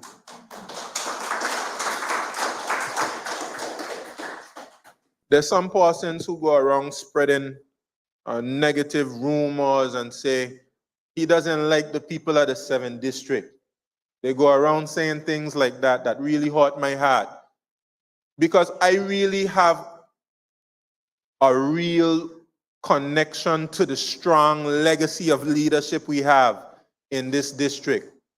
The first representative of this district before it was split up was my grandfather's brother, Leslie Malone, elected in, I think it was around 1954. The first representative of this district, my great uncle, Leslie Malone, left a very strong legacy. I'm proud of the late, great Terrence Letsom. I'm pretty sure we were family. I don't know the direct connection, but I know his wife. His wife is my father's either first or second cousin. Teacher, Claudia. And proud of the accomplishments of Honorable Terrence Letsom. And then we had my grandfather, who was also representative of this district, Dr. Willard Wheatley, before it split, and then it split. And then we had Honorable Terrence Letsom and Willard Wheatley. Yeah, and I'm proud of that. And I'm proud of the fact that I come from a community. My ancestors were on Nottingham Estate walking the plantation. My people directly came from there. And I'm proud of the fact that I'm part of the first free community in the Western Hemisphere to get their freedom in 1776. That's something I'm incredibly proud of. I could never be ashamed of this community. I love this community and I love all the people in this community. Just about this whole community is my family. And I love this community. I don't want anybody ever to get the notion that this is not some place I love and enjoy representing. And every hour of the day, every single hour of the day, I'm working for you. I want you to know that I go from morning to night, sometimes don't even get rest. Sometimes I don't eat. I haven't had lunch today or dinner. Yeah, sometimes I can't get sleep. Sometimes I neglect my family, etc. But I do it all because I love this district. And I love the opportunity to be able to serve the people of the Virgin Islands. And it's a dream I always had. And I want to thank you for giving me the opportunity. And I want to let you know that I have a vision for this community. This community has a lot of wonderful things going for it. But there's so much more that we could do in this community if we cooperate and if we work together. And working together is the key. It's not just about me being a hero. Or sometimes we promote myself. So I'm a hero. If I was there, everything would turn around in an instant. Life doesn't work like that. You have difficult obstacles that you have to overcome. And you need your team. That's why I'm glad to be a part of this team. You need your team to overcome it. And you need every single person in the community who's going to be willing to walk together. It's not just about anybody being a hero. Walk together to resolve these challenges together. I'll let you know right now, I can't do it on my own. I'm not even going to try to do it on my own. We need people. So let's continue to work together towards our goals.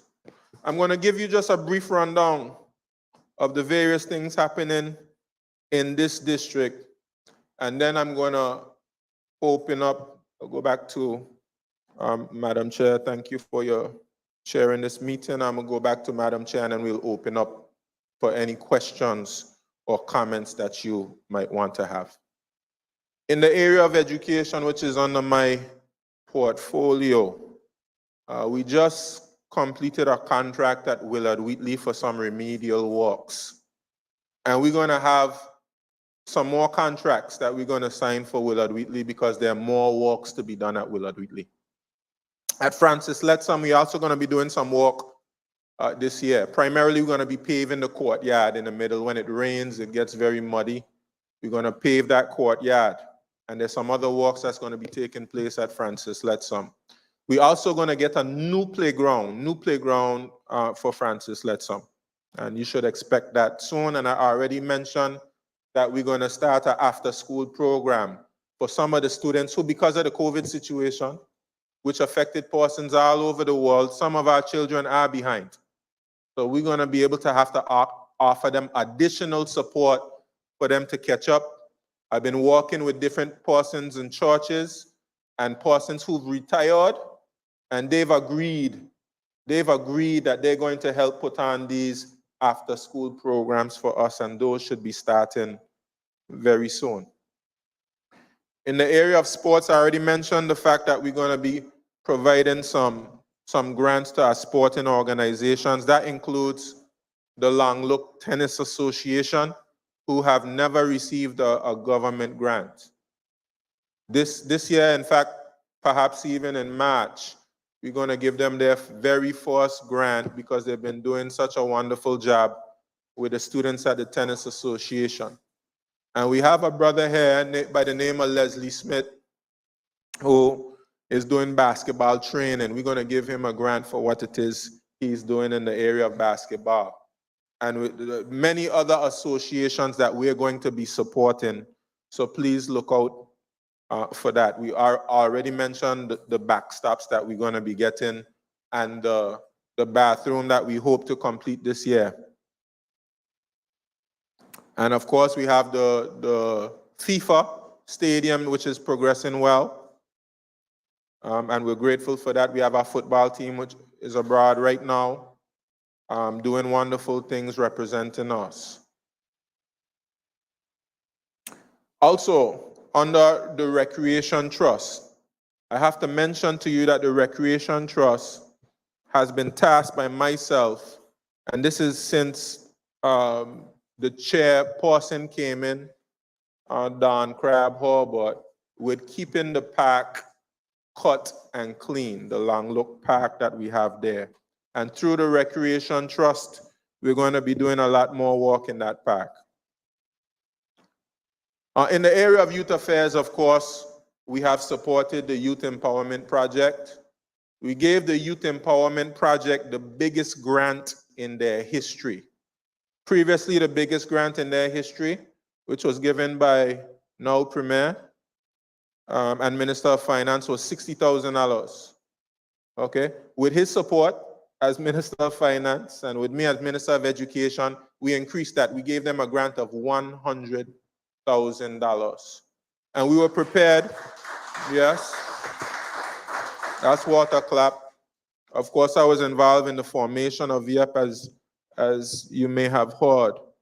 And we were actually about to give them another $100,000 to help them to expand, but COVID came and we were unable to give that amount of money at that particular time. But we still want to support the efforts of youth YEP expanding so they can accommodate more of the children from the district.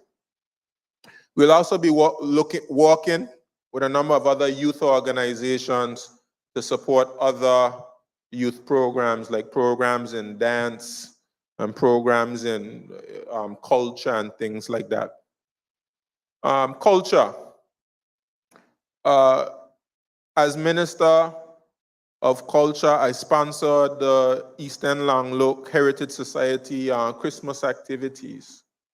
And we are going to put on a love fest in honor of Washasha X. As we would have known, Washasha X put on the very first love fest right there at the Stickit.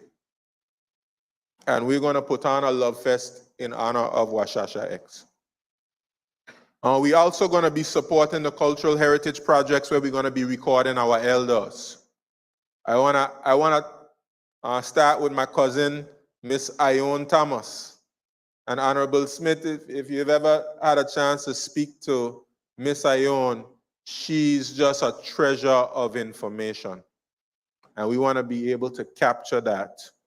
And we're going to put that on camera. And once that stream of funding becomes available, we're going to record some history with Miss Ione and some other persons in the district, our elders who have a lot of information that they want to share with us. We've also started something unique. I think this is probably the first time anything like this has been done by a district representative. We started a regular open mic at Brandywine Bay. And I invite all of you to attend this open mic that we have at Brandywine Bay. We wanted to give persons in the district the opportunity to express themselves in creative ways, but it also creates business for the restaurants and the bars where we have these events. And we want to promote the 7th District as a destination for persons within the BVI to come and to entertain themselves, to socialize. Just like we have tourists who come from outside the BVI, we ourselves can be tourists within the Virgin Islands, and we can go to different districts and enjoy what's happening in different districts.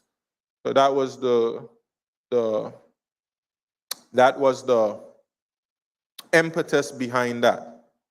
And again, in the area of culture, Minister Malone made reference to it. We supported the Langlook Heritage Society's project here in Langlook. A portion of that project was a mural on the wall right there by Langlook Methodist Church. That's a part of a larger project that's taking place there.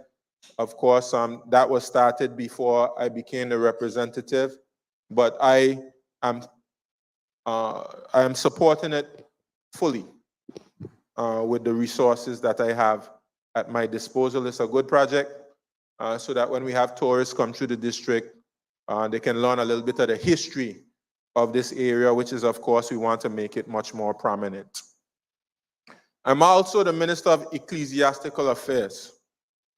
And it's really a blessing, to be honest with you. I'm not sure whether other ministers of education really saw the power in that particular portfolio. What I'm going to be doing through the same stream of income we've been speaking about is I'm going to partner with all the churches in this district. I'm going to partner in all the churches on the entire Virgin Islands, by the way. We're going to go to every church in every district, and we're going to see what they can do to help us with some of the social challenges that we're faced with in the community. And I'm so proud of God's House of Prayer, because I'm going to be supporting them this Saturday, and I want you to be there. We're going to be cleaning up Champy's house. That's on this Saturday. And God's House of Prayer is leading that effort, and I'm going to be supporting them in that effort. And I'm going to go to every single church in our community, and we're going to see what projects we can do to help to uplift the community. I've already spoken to another church about starting a soup kitchen. So if you thought the pantry was the end of that thing, I'm not stopping there. We're going from pantry straight to soup kitchen so that we can feed the hungry people in the district.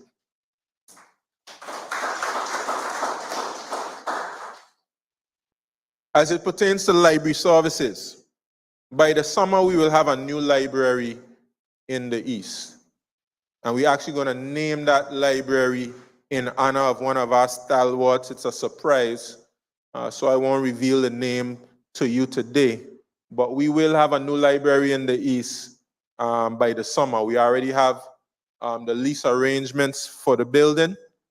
We're going to be retrofitting it, and we're going to be launching a new library because we've needed a new library for some time. In the area of agriculture and fisheries, Paraquita Bay, as you know, which is the main agricultural area in the entire, especially on Tortola, that has been designated by the government many decades ago for farming. We have some very ambitious plans there. We're going to be building an agricultural and fisheries complex in Paraquita Bay. And this is basically going to be somewhat like a farmer's market. Okay? And we're going to build landing sites. We're going to build a landing site in the east, probably somewhere around Red Bay area. We're going to build landing sites in Bargas Bay, around Honorable Omar Hadj Fisherman's Wharf. And we're probably going to build landing sites in Carrot Bay area. And we're going to go to Virgin Gorda and build landing sites, Antigua and build landing sites, and Just Van Dyke as well. Okay? And when the fish comes into these landing sites, we'll have a place in Paraquita Bay that we can store all the fish. And we'll be able to make relationships with restaurants, hotels, supermarkets, because these people want to deal with volume. They want volume. And when we have one complex, one central place that they can buy from, it will help us to be consistent with our supply. So the agriculture and fisheries complex, we finished designing it. We just finished the mechanical, electrical, and plumbing drawings. And that has gone to Town and Country Planning and the Building Authority for approval. And when that is finished, we'll go ahead with the tender process to get that built. Okay. We're about to go to the House of Assembly. We have another house sitting on March the 10th, and we're going to pass a piece of legislation. Now, a lot of our legislation hadn't been updated in many years. Some of the legislation that we have on our books for agriculture are over 100 years old. We have legislation on the books right now, over 100 years old. And we have lots of separate pieces of legislation. So we're about to consolidate all of those pieces of legislation and modernize them. And we're going to the House of Assembly on March 10th, and the sitting will probably go beyond that. And we're going to pass this piece of legislation that's going to help revolutionize our agriculture and our fisheries sector. We've also started a very unique concept again. I'll have to see if any district rep in the history has ever had an idea like this. And I have to credit those persons in the community who brought this idea for me. The idea of a community garden. We have a community garden project, and the coordinator for that project is Sister Roxanne Toussaint, and I want to give her a round of applause for coordinating that program. It's an excellent idea, and it's also supported by someone from this district, one of our master farmers, Sister Arona Foy Forbes, who's done a wonderful job. And persons have come to that project and they've learned really how to go about every aspect of farming, from preparing your farm straight up to marketing your produce. And we're gonna build on that as we move forward, and persons can even qualify for bigger plots of land by doing a good job through that community garden. And that community garden is something that we're going to keep going in our community. And I'm about to, in the coming month, March, launch a program at Paraquita Bay where we will be focused on the unemployed individuals across the Virgin Islands. And we're going to run a pilot project. So quite a number of those persons are going to come from right here in the 7th district and also the 8th district. We're going to pilot a program of farming for unemployed persons in the 7th and the 8th district. Look out for that. You're going to be hearing more about that as we approach our annual farming and fishing exhibition that's going to be at this moment in April.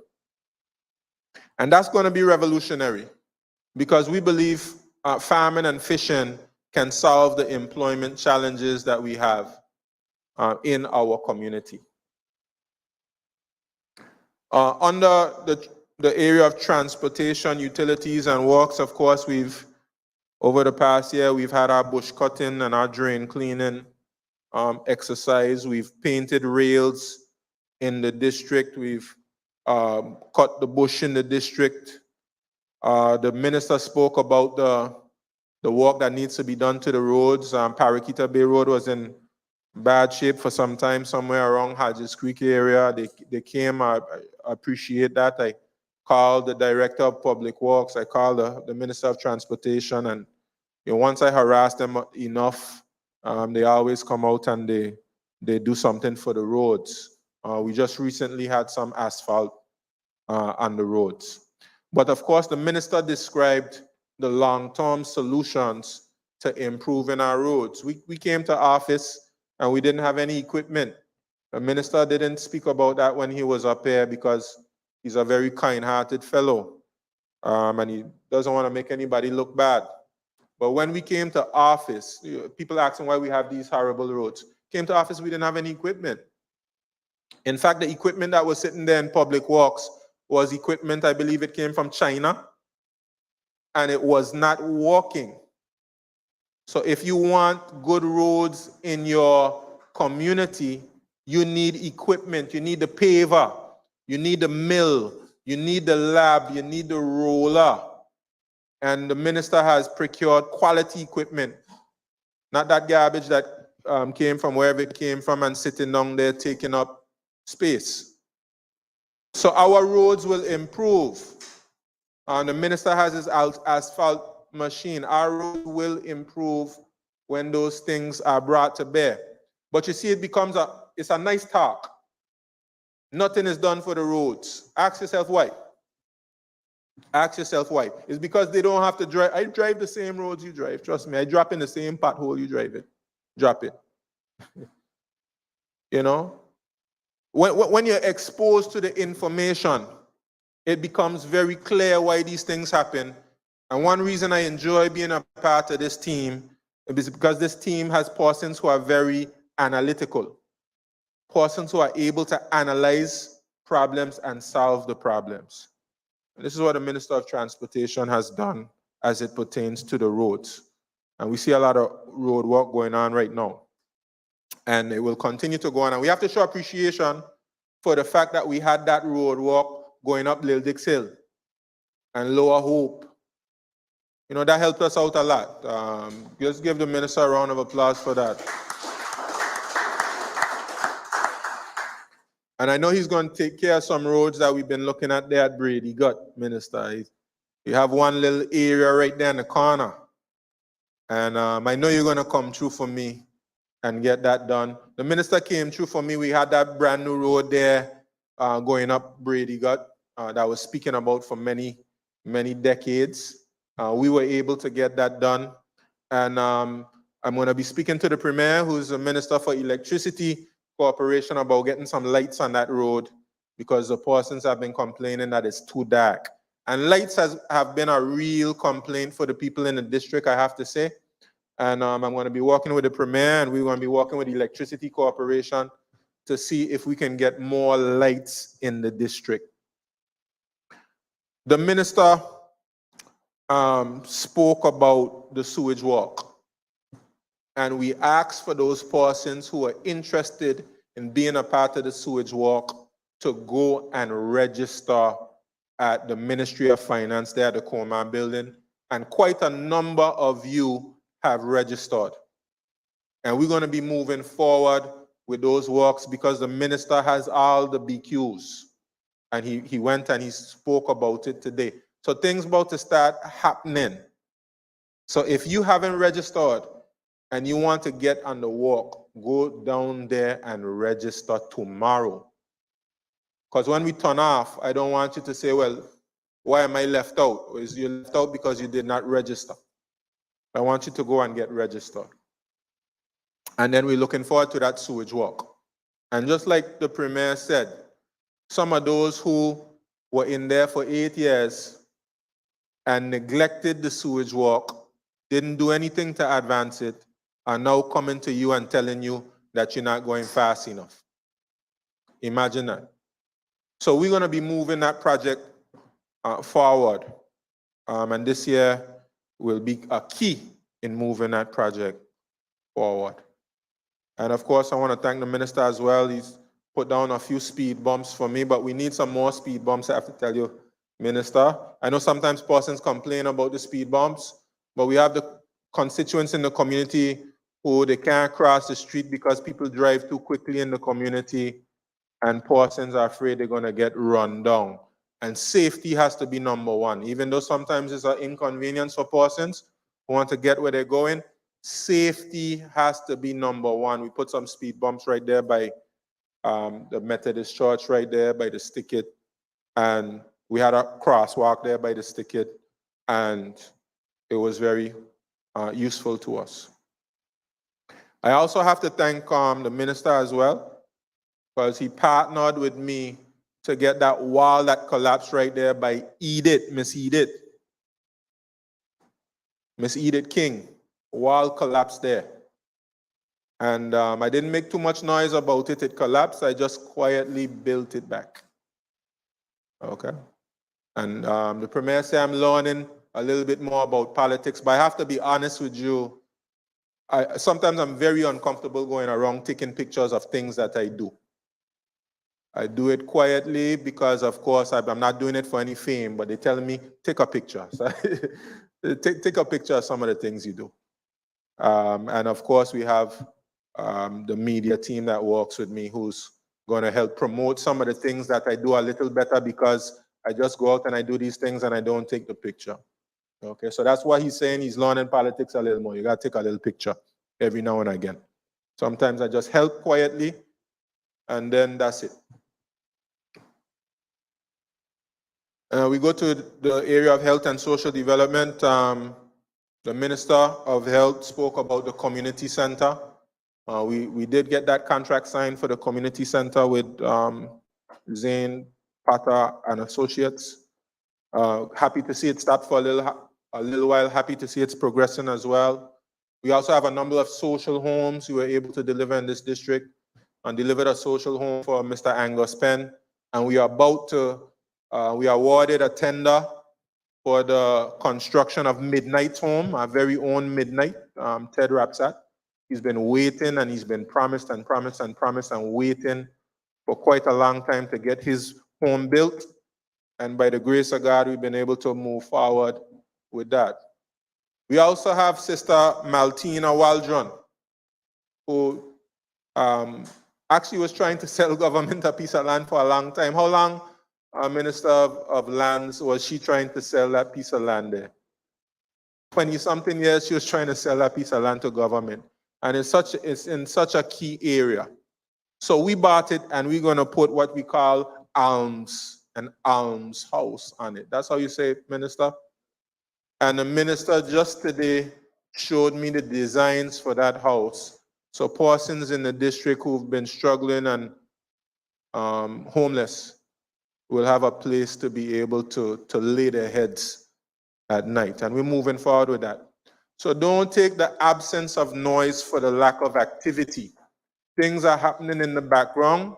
And of course, you're going to see that house move forward. We have the design now, and the minister is going to deliver on that for me. And I appreciate the minister. Give the minister a round of applause, please. The minister was right there with me, and we celebrated Christmas with our seniors. We were singing Christmas carols with them. We gave them some nice gift baskets. And we are going to be doing many more activities with our seniors this year, because I believe the minister is going to unleash that funding that we have to be able to do things for our seniors. And we're also grateful that the clinic is functioning again, because of course, COVID affected our healthcare workers. And let's just give our healthcare workers a round of applause.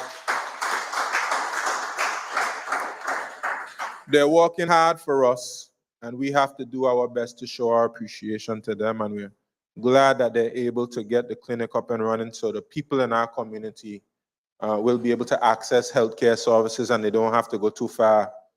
And Minister, we just have to try our best to make sure that we're able to continue with that. We understand that things happen, of course. And I have some ideas of doing some health screenings in the district. Every year, of course, the Red Cross does their health screenings for the men's health, but we want to see if we can do another health screening just for the 7th district. So we're going to be putting on a health screening soon, and we're going to let you know about that shortly. Labor is one of the biggest challenges we have in our community. I think the Minister of Labor can attest to that. The 7th district has a high degree of unemployment, and it's one of the challenges that really racks my brain. I have to say that to you. In response to that, in the district, I formed something called a RATED program. RATED stands for Registration, Apprenticeship, Training, Education, and Development Programs. And we were able to start with a landscaping project and to get persons registered. Where we're going from the RATED program now is more training and education in our community. And so the member for the 7th district will partner with the Minister of Education, and we're going to be doing some training programs for the unemployed persons in this district and also other districts. I've worked together with the Minister for Labor. We've done something called the Education Labor Connect. This is going to help when labor needs persons to fill particular positions. This is going to help us to make sure that we have persons who are trained and ready to fill particular positions, and nobody will be able to say that this person did not get the job because they were not trained. And we're also working with H. Lavity Stout Community College. Again, as Minister of Education, I've actually mandated that they create programs for the community, and they have been willing partners. So they're about to launch an agricultural educational program at the college, and probably somewhere around April or May that's going to be launching. And I've also asked for them to run some courses that will help persons be ready for jobs in retail and entry-level jobs. And they've promised to do that for me, and you'll be hearing about those soon. And I've also sponsored persons from the district for things like the solar technician training program and the marine training program. And by the way, we've also given a number of grants to persons who are in tertiary education from all over the Virgin Islands, including right here in the 7th district. We've perhaps given the most grants. Even with COVID, we've probably given the most grants in, and this is just 3 years, in any history of any administration. Most educational grants, and most likely the most scholarships. Because guess what? We just drafted a new scholarship policy. But the scholarship policy before said that you can't give more than 25 scholarships per year. And we violated the policy, and we've been given over 30 scholarships every year. Because that part of the policy didn't make sense. You have to give as many scholarships as possible, especially after the program was stopped during the previous administration after Irma. We restarted it, and we've been given a record number of scholarships. And we expect that to continue. We even launched a new scholarship program, Scholarships for Asia. Scholarship abroad programs in Asia. And we're going to continue to expand the type of scholarships we are able to offer to persons. I'm coming to the end now because I've been speaking for quite some time. I want to speak a little bit about the Haber Project. And when I speak about transforming the 7th district, perhaps the most powerful project that will transform the district is that Haber Project. Because we speak about jobs, we speak about business opportunities. If you want to create jobs and create business opportunities, you need investment in a community. Where you're going to looking for work, you're going to the moorings, you're going to Nanny Key, you're going to all of these different areas, that's investment. You're going to the hotel there down at Lambert, that's investment. When you make those investments, it creates jobs. It's important to our communities. We have some land issues down there. I'm going to be going to each family down there on the bay. And it stretches all the way up to eastern past Red Bay. I'm going to go to each family. And we have a concept that we believe that will solve some of the land challenges we have and that will be fair to the landowners. And we are about to have a consultant that's going to be working on this project to do the legwork necessary to move it forward.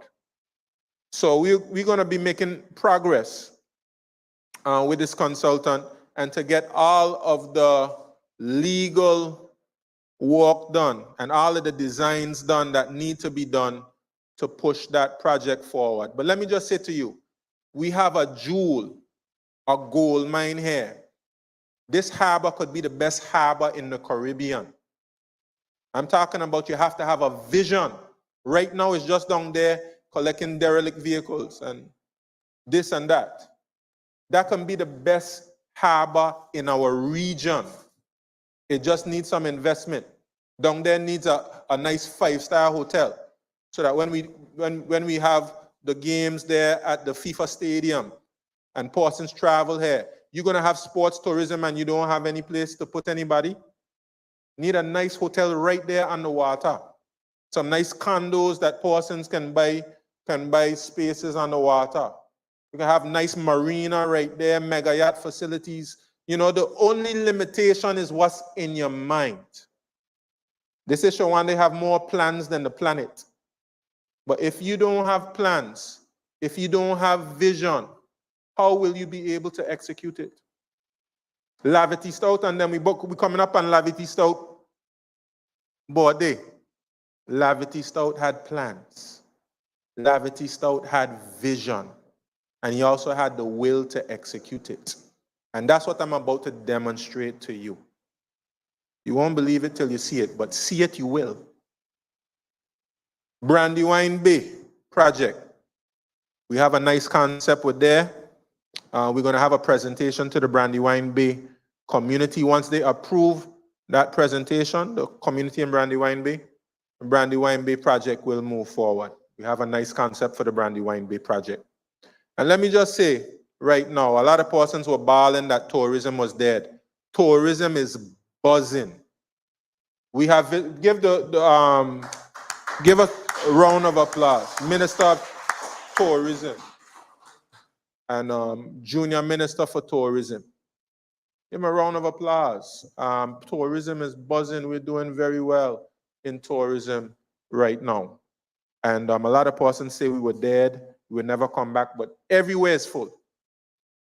I traveled through the airport. All you're seeing is people coming and going because they love the BVI. It ain't have nothing to do with Shawande or Andrew or whoever it is. They love the BVI. And they won't stop coming to the BVI. It's a beautiful place. And we just have to make sure we welcome them when they come. And we have the accommodation for them, and we have activities for them to do, but they will come.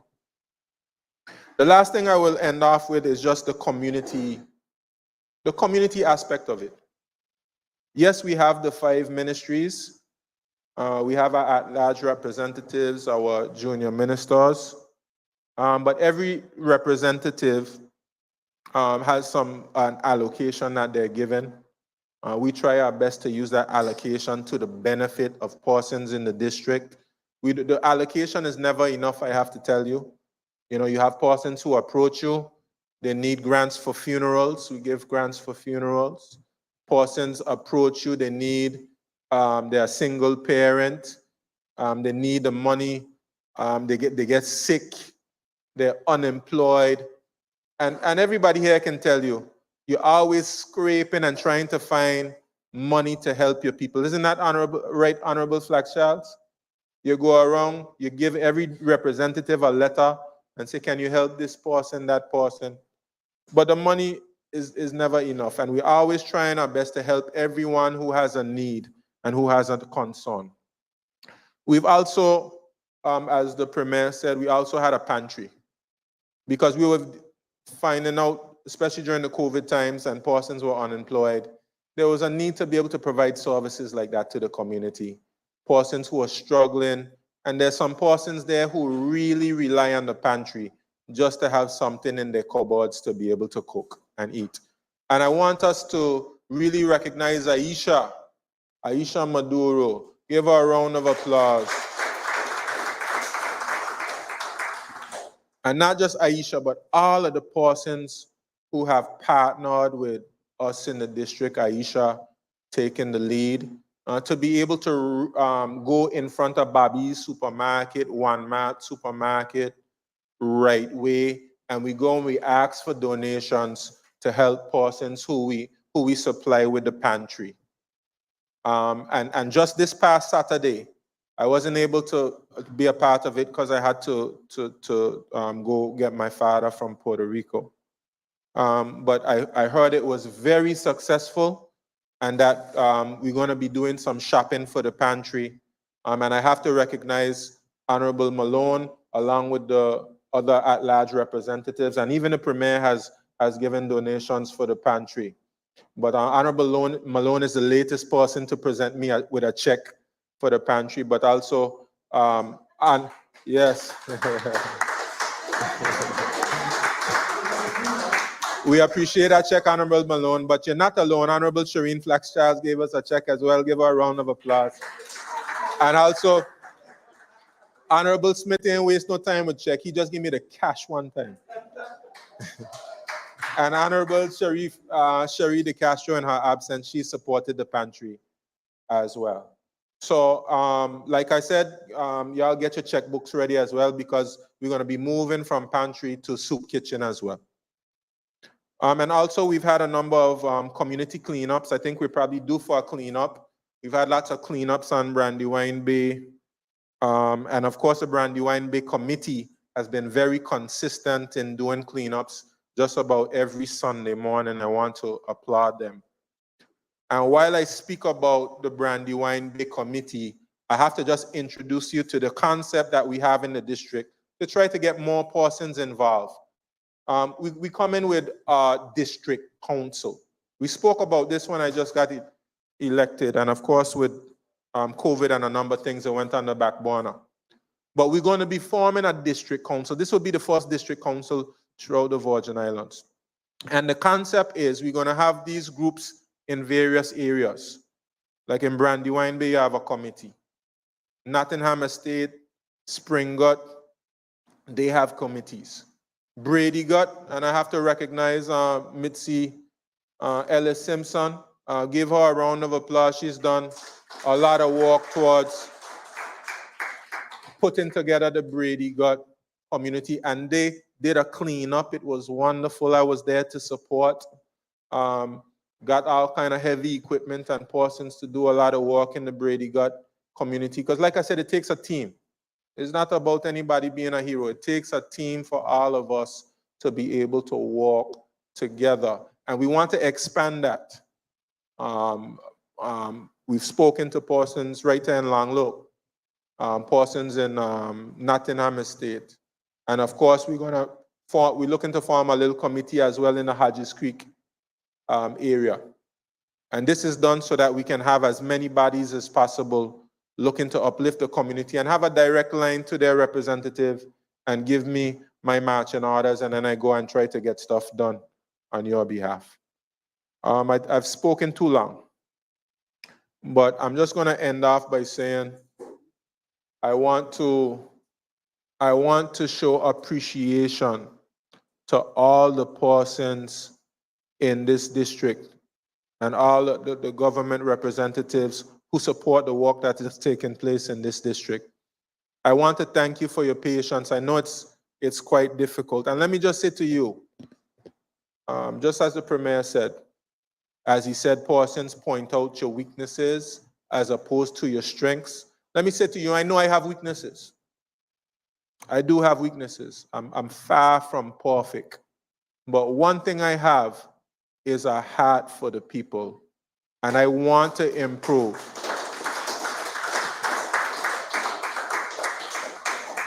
I want to improve the district, and I want to improve myself, because we have to start with ourselves. We have to look at ourselves in the mirror every day and say, what is it that I can do better so I can be a better representative?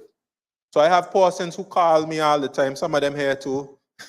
They call me, they say, boss, you got to pull up in this area, boss, you have to pull up in that area. And guess what? I humble myself and I take my blows and I say, you know what? I'm going to try harder. I'm going to do better. And that's my pledge to you. I won't pledge to you that I'll be able to do the world. I'm going to just pledge to you that I have the heart to help persons, and I'm going to try my utmost best in collaboration with my team and in collaboration with the community to get things done to improve your lives. So thank you so much for your kind attention this evening. Thank you for attending this meeting, and I'm looking forward to some interaction with you if you have any questions or comments. Thank you.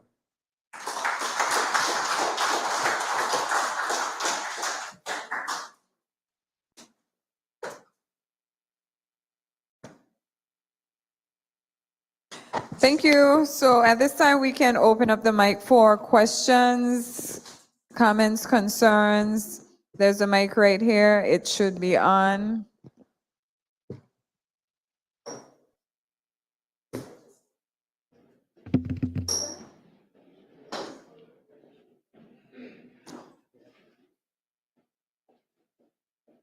Oh.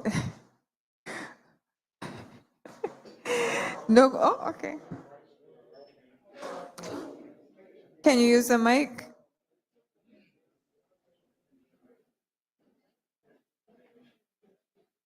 Good evening. I do have a slight voice problem, but I have a question. But before I pose the question, I would like to commend the Premier and his team. I also have a concern, but let me just commend the Premier and the entire Virgin Islands Party on the job they are doing. Now, I've been around for some time and I've been listening. And sometimes I wonder, there's a lot of noise out there, but I wonder where the noise coming from, especially the opposition. If those people, whether they have the BVI at heart, the way they're reacting and the way they're going on, sometimes it bothers me to listen. And I wonder if they are motivated to do something, they are trying to get, you see, being a small island like the BVI, and they're reacting like that, trying to show the outside world who we are in that capacity. That bothers me. And I know most of the time they are not speaking the truth. I want to let them know that we are, as Virgin Islanders, we are not stupid. We are not stupid people. And they better wake up and not trying to paint us in a picture that we are not. The Honorable Premier and his team, I can call each and every one individually. They are doing an excellent job. Excellent job. And you know, my question is, Honorable Premier mentioned, I make excuse for my voice, that our district representative been getting a lot of feedback from the outside about us going independent. My question to the Premier, I wonder why there ain't much dialogue among us, the people, about independency. I have a friend just personally sent me a mail from St. Lucia yesterday.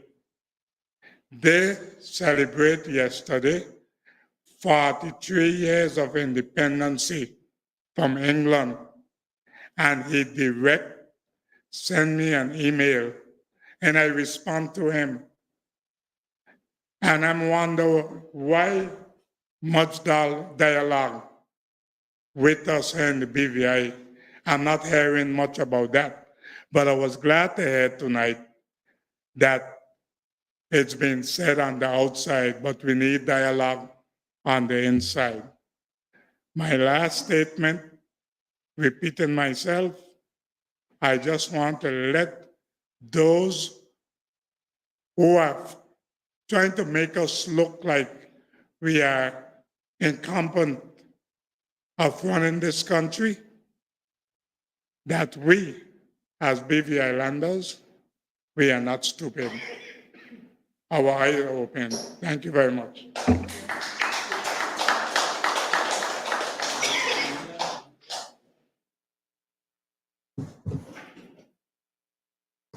I want to thank you for that comment, and I certainly agree with you that we have to have more dialogue on the inside about those particular issues you mentioned.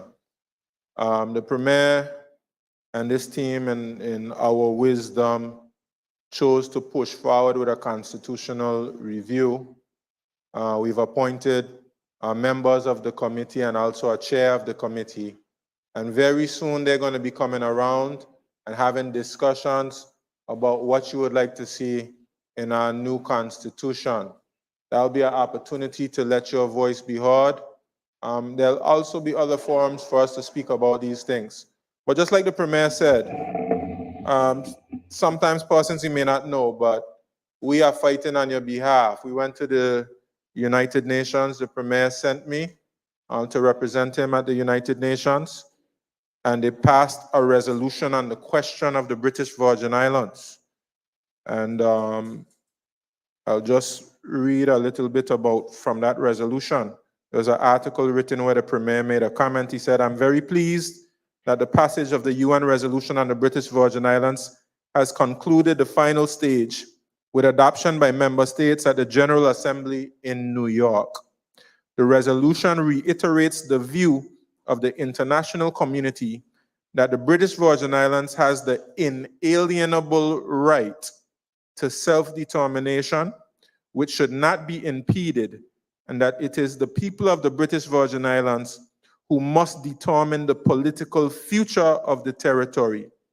It also confirms the position of the international community that the constitutional position of the British Virgin Islands and the role of the elected government should not be hindered, but rather self-governance and constitutional reforms should proceed in a manner that supports achieving greater self-determination." So I just want to let you know that we have persons backing us in our situation with the United Kingdom when we're saying that we want to be more in control of our own affairs. It doesn't necessarily have to be independence or independence right away. But there should be no one coming to you telling you that you must stay in this corner and you can't grow and you can't develop and you can't spread your wings. Nobody must do that. The international community condemns that. So even when they're talking about this report that they're about to publish, we're going to fight against anybody who tries to take away our self-determination. Yes. Go ahead, Brother Frenchy. Good night. I don't got to introduce much of myself because everybody in here, I think, know me. I just want to find out one thing. And it's a question I'm asking, and I would like to get an answer on it. I know there's something going on very strange here with the tendering process. Yes. Where small contractors is concerned. Yes. Like me, who have a company here, had a company and still have it, called International Construction Company Limited Yes. that did millions of dollars in work here in this country. Come in on time and budget and work well done. But for some reason or the other, I had to change the name of that company and get a new one called Macmillan Construction. I don't know if it titled Macmillan Construction frightened people. It's a foreign title. I'm a Vincentian. I'm born a Vincentian, and I will die a Vincentian. Never mind the belong status as a resident here in Senegal. Because I know how the system works here in this country. All of a sudden, my company is not recognized. Macmillan Construction. If I've been on a job over $100,000, no, I have to take a non-bid job. Why? I don't know. From lesson school, I build that. Yes. Through international construction. I build Caribbean cellars through international construction. Yes. I build FedEx building through international construction. Yes. And I can go on and on. And those are jobs well done. And those are jobs that cost over $1 million. Yeah. Translation schools cost $3 point something million. I can't remember how much something is. Right. And it's still there standing. Why my company them are not recognized by this government? This is a question I'm asking. The next one is this. I noticed this good. The small company who built a job, all of a sudden, they got to pay what you call a performance bond, which comes to them like $250. Yes. You lose the job, you lose the money where you pay the tender, the QS, and you lose $250. The government is not getting that money. And it's everybody that tender, and a lot of people normally tender on these small jobs, paying that money to who? People like Nagico, who getting that money. Taxpayers don't get nothing back out of it. So why that have to keep going on? I mean, you can't say they ain't know about it because I talked about it over and over and over already. But they said they meet it there. I never knew it was there. I know they had what you call a letter of intent when you're doing big job. You go, you get for performance bond.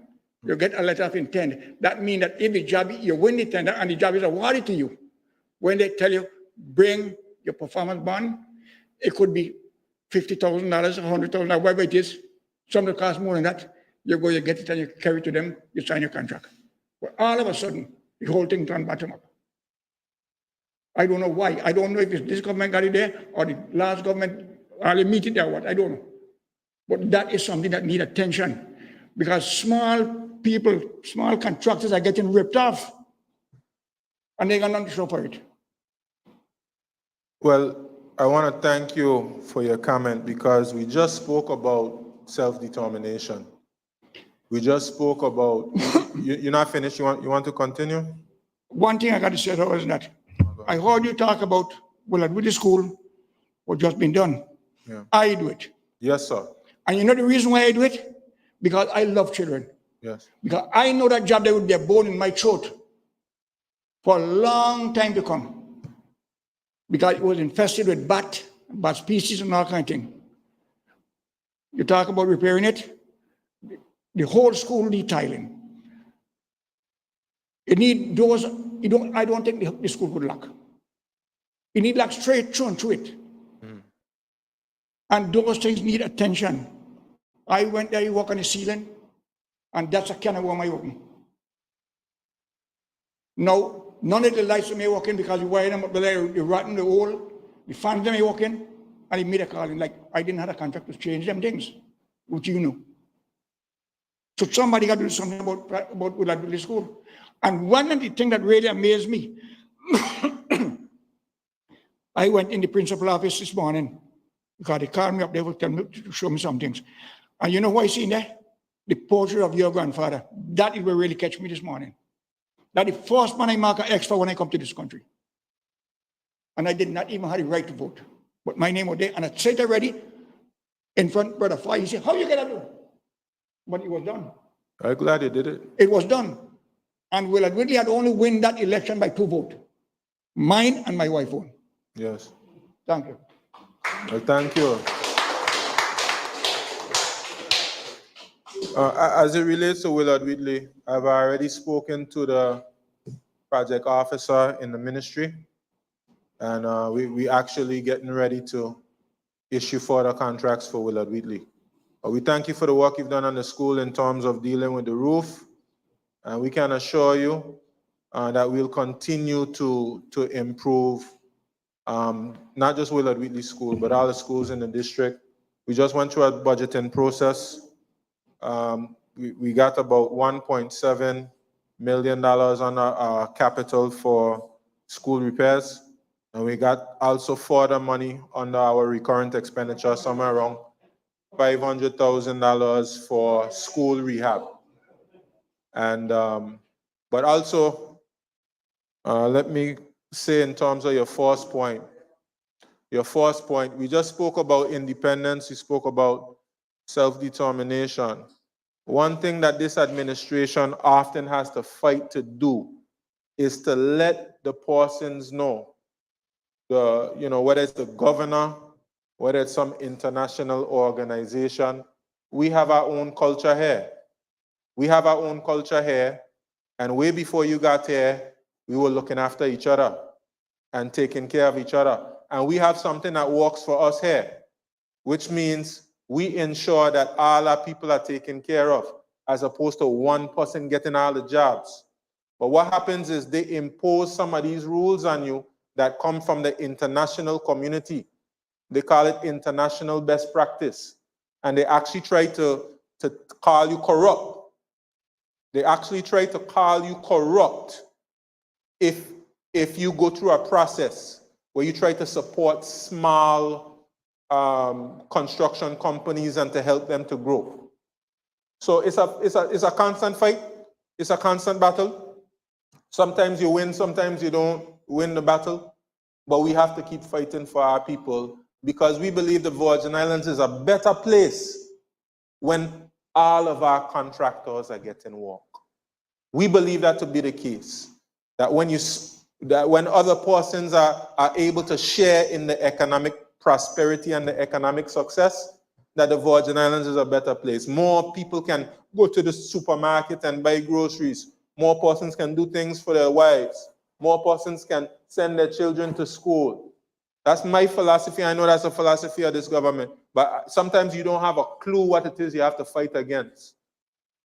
They brought a commissioner inquiry on you. And now they're telling you, if you practice your culture and you look out for your people, they call you corrupt. So I want you to think about it carefully, especially when they come with their report. Especially when they come with their report and they start talking what they're talking, think about it carefully. Anyway, Brother Craig, go right ahead. Good night, everyone.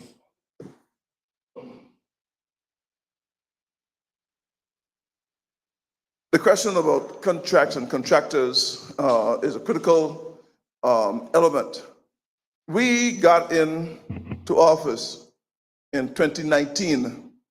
The challenge that we have, because there are a number of contractors from this area who bid constantly on refurbishing and building of social homes and so forth. So I'm keenly aware of the challenges that a number of people have signed. My good friend Frenchy is correct. He made a number of bids, and once they're over $100,000, they go to the actual committee. What's the committee? Central Tender Board.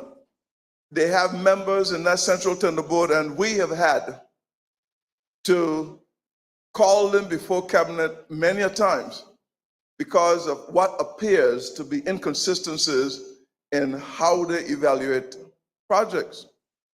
We have gone to where we have said to them, you have folks who are told from time to time that they cannot win because the project team has not presented properly. You cannot win because this paper has not been presented. You cannot win because we have 5 levels of assessment. And even if your price is best, the other areas didn't match, so you are ranked. Sometimes you have 10 evaluators, you have the best price, but you're number 7. And no matter how we tell them, Because if we go and we move it and we say, well, look, forget about the central tender board, we're going to award it to the best price, then you would hear and you will see in the very report that will be coming out that they're saying that this government doesn't care about transparency. This government doesn't want to be accountable. So a number of you have made a number of particular requests. Some you get through with, and some you don't. Like for instance, you had the garbage collection contract. There are folks who are accused of not completing all of the documentation. The prices may have been better, and bam, they cannot get it. Folks who are bidding on homes, they cannot get it. But it is not that this government is looking at any company and saying, he's from St. Vincent, he's from West End, he's from Virgin Gorda, they can't get it. People in Virgin Gorda complaining because some folks from Tortola getting jobs over there. Some people in West End complaining because people from East End getting jobs down there.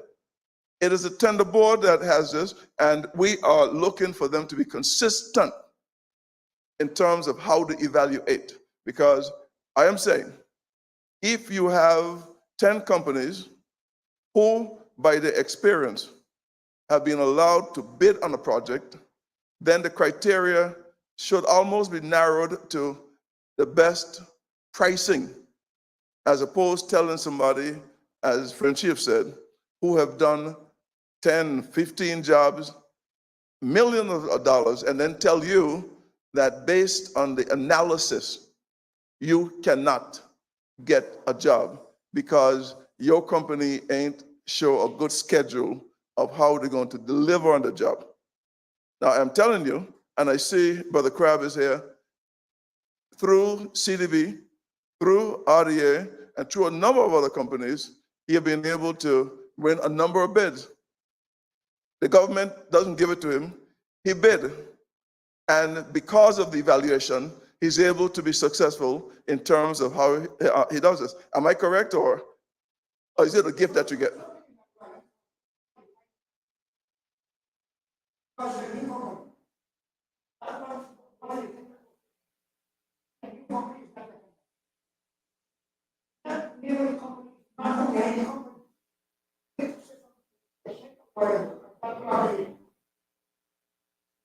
Yeah, can you use the mic? Because, and remember, we're dealing with a committee dealing with this. So I'm going to take the message. In fact, this is all secret, but in the year I'll 2000, tell them. right? Yeah. A guy came by my house, called me, he said, Frenchie, I'm in trouble. I said, what kind of trouble you in? He said, we took a job that we can't handle. Problem about it, and that was Terrace Hill and Tommy Turnbull, Pakupan Power Station. I said, if you make me feel happy, I'll come and help you out. I ended up and I went. And I had to pull them out of Pakupan. Crab's right here. Tell me a lie. He can't tell you a lie. No, why tell me a lie? But you know, I know that is the truth. Because he was a part of the company too. Oh, you? But I don't even know, but I know between you and somebody coming here. Okay, I remember Tommy, I didn't remember you. That's almost 20 years ago. Anyhow, the point about the whole thing, where this point scoring coming from? 7 points, 40 points. Where points come from? Well, this is something that the cabinet have asked the tender board for, a number of times. So we get into the bottom of consistency because they have pinpointed that, and all of a sudden, the particular, is actually coming at us. We will actually get it resolved, Frenchie, but it is something that this government is dealing with. The next one I ain't get figured out yet, because I didn't say nothing about that yet, is the performance bond for small job, where you got 15 people tendering for one little stupid job. And whenever you're done, 15 of them got to pay performance bond when they're going to present the tender. Well, it's something that actually cabinet could look at and see whether or not it is part of it. So when you lose your performance bond, you your 250, 300, whatever it is, it's money. You got to pay to get them tender put together. The money ain't going to the government. The money going to Nagico and whosoever. I understand you, and we'll have to look at it and and see. your money dead. Yes. So why put It is not the 15 first people to time. stand down and let's stop a job? It's not the first time we're hearing that, so it's what we'll have to deal with. Thank you very much. Yeah?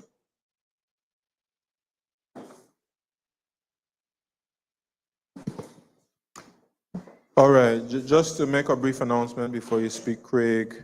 One thing I neglected to say when I was speaking about the late great Terence Letsom is I've recommended to the Premier that a statue be erected at the Terence B. Letsom Airport in honor of Terence Letsom. So you could give that a round of applause. Go right ahead, Craig. Good night again. Okay, this is not for you. This is for, well, who's left? I really want to know, like, what qualifies you to get certain stuff? Like, what qualifies you to get a business stimulus assistance grant? I heard you talk tonight about assistance in farming and all them different stuff. So that one could come out. So like what really qualifies you? Because I know I have had, during the pandemic, I applied like really early for the business grant and stuff like that. And nothing happened. I applied for assistance, nothing happened.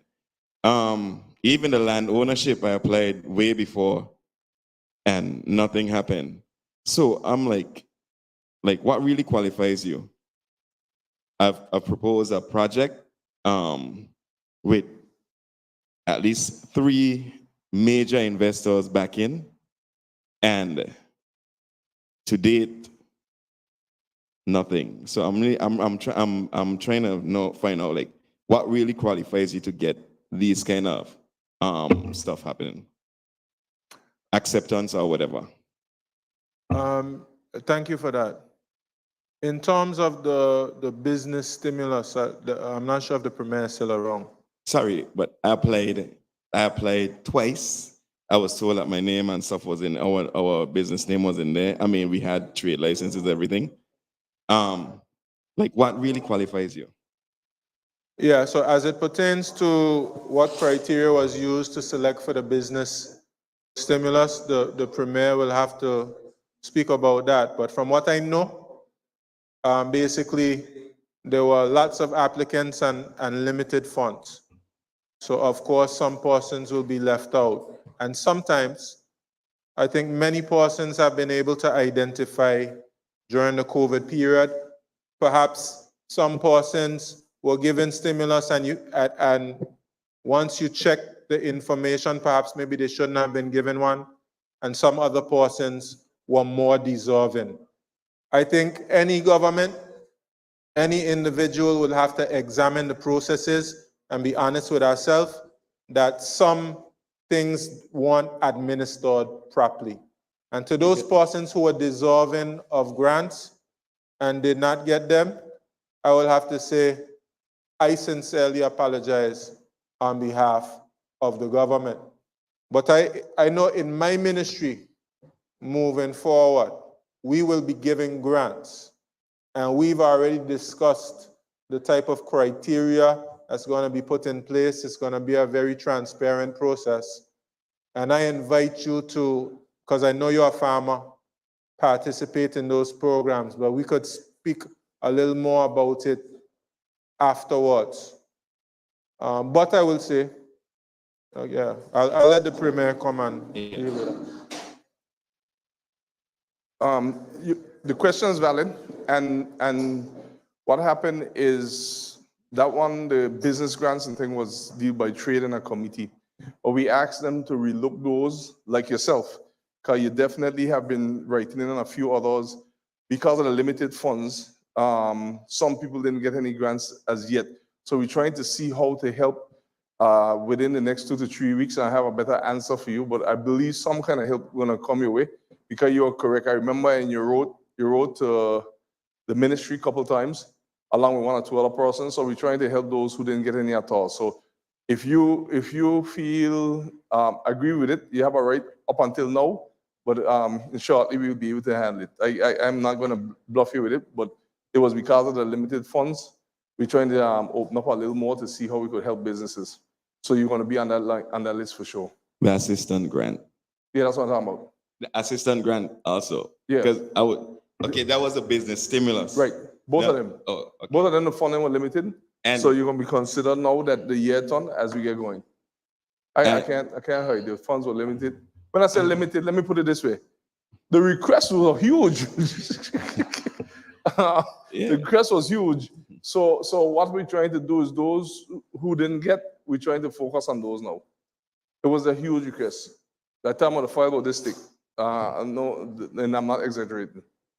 But not it- exaggerating. but the thing is, I mean, I was told that I was on the list to receive, and I stayed. A lot of people were told that, but I Well, don't. but why did I you- can't control why that did because you that that? wasn't for me. Okay. But all I could say is those who didn't get, we're trying to revise, especially the smaller businesses who were left out here and there. We're trying to revise to see how much we can help them. And the issue with the land ownership, is it because like the previous government was in, or do I have to reapply? Because I realized reapplying to put you way back down too. Well, we're doing a new land policy rather than having this thing be dealt with ad hocly. So the Minister of Lands, Natural Resources and Labor, written at the cabinet where we want to be able to address these more in a structured way rather than haphazardly, this one get, the other get, because land ownership for people is very serious. But I must say that there are those who don't want or people to get those lands. So it has been a fight on the inside, which we'll not go too much in depth with right now. But I said earlier, there are some persons who really think that the Virgin Islands should belong to everybody else except the people who helped build it. So we're in a fight along that line, even with the lands. But I would stop there to tell you that part with the new land policy, it'll be easier for others. I can't go in depth with that with you because I don't be in it every day. But I could tell you the general parts about it and find out for you and come back to you with your specific requests. 'Cause it's beyond me because I know, like, well, I wouldn't say this government, but the previous government, when I applied, they would say, okay, I have something for you. Then they would end up giving it to a friend, who have 2 or 3 pieces already. And I know this information for San. You check what I'm saying? So it's just like, I'm asking what, like, it's beyond me for real. Like, what do you have to do to Well, I could obtain answer a- with the business assistance. The other one, I don't think we had promised and gave to somebody else, to you. So rightfully, I heard you with that. But the first part that you mentioned, I could answer that more accurately, that within 3 weeks or so, you should hear something different. I should do that. And if not, you call me and remind me because I know that you'll do that. Which I'm glad. So please do that. All right, thank you. Yeah. Yes. You want the rep? Okay.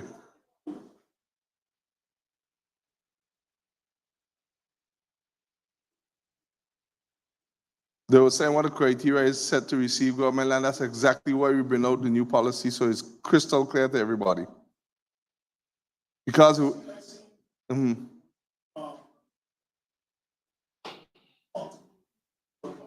right, well, you have to speak on the mic. But what he's saying is that he was asking the criteria, and based on what he has seen in the past about who got land, got other pieces of land.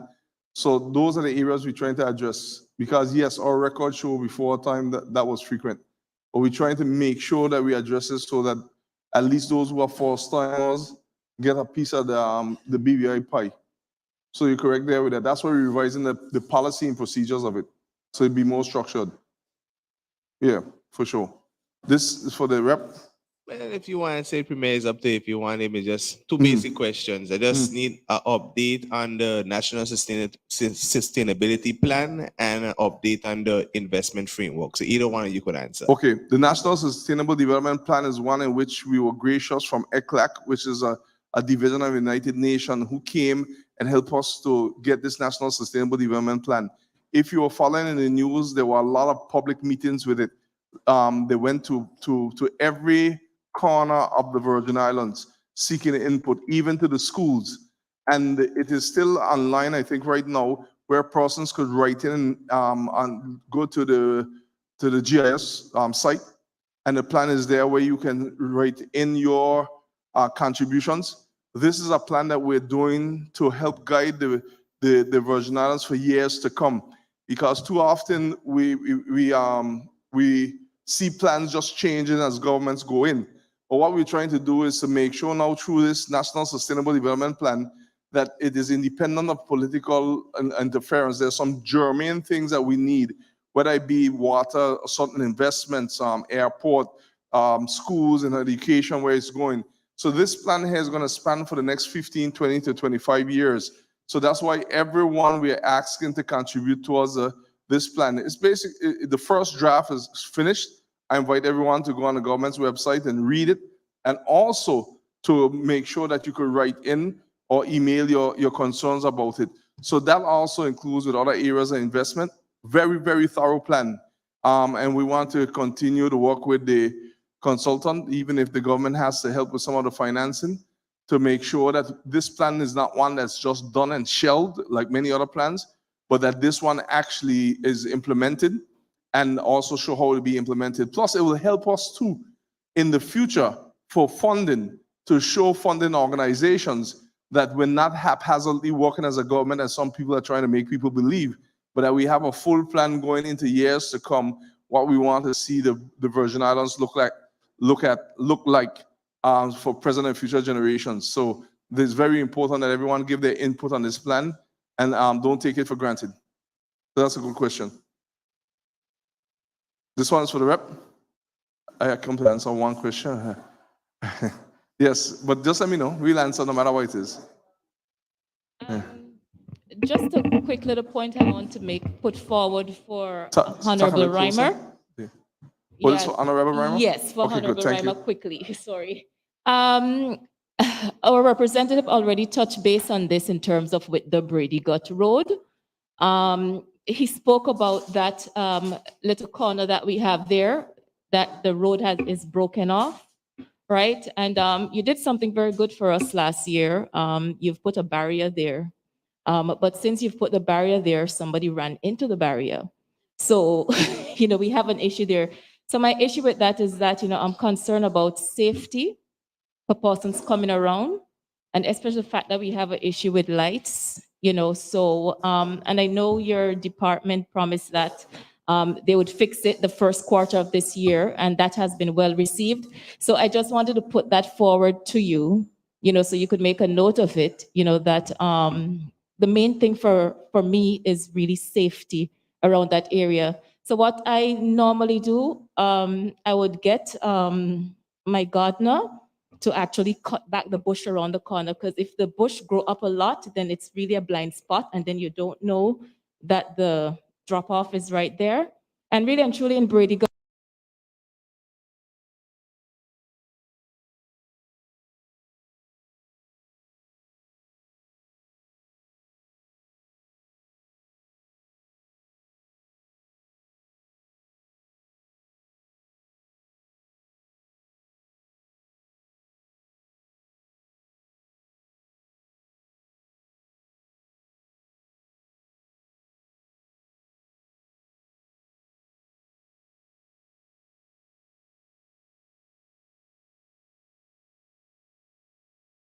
Since who've been here have been quite patient. So if there's one more question, I'll take it. If not, we'll just go ahead and close. Yeah, we have one more question by Brother Dwayne. Go right ahead, Dwayne. Seeing as we're talking about roads and stuff, the sidewalk doesn't look too good when I go into the supermarket. Okay. Yeah. Yes, that's something that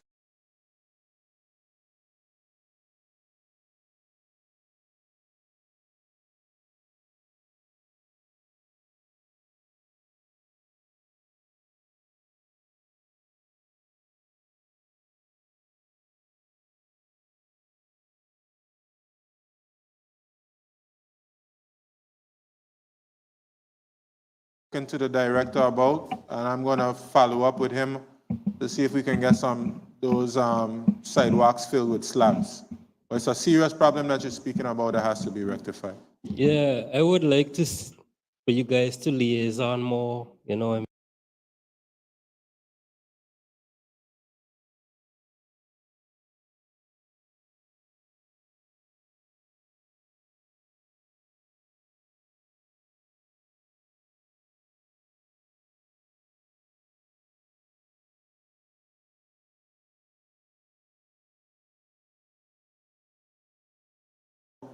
Something that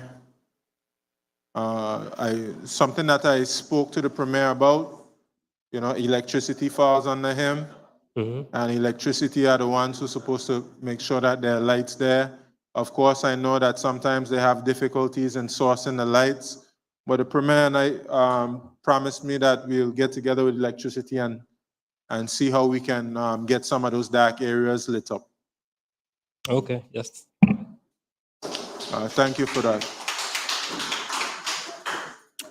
The night is fast spent, so I would like to take this opportunity to thank all of you who have come to the meeting, as well as those persons who've tuned in online. Madam Chairperson, thank you for a wonderful job of chairing, and I want to thank those persons who helped to organize the meeting. I want to thank the government representatives for coming and supporting here in the 7th District. We appreciate your presence here. And we're going to take everything that you mentioned in your questions and your comments, and we're going to go walk on them. And you can also expect that we're going to have meetings in other areas. Brandywine Bay will be having a meetings soon, and we're going to have individual meetings with different groups.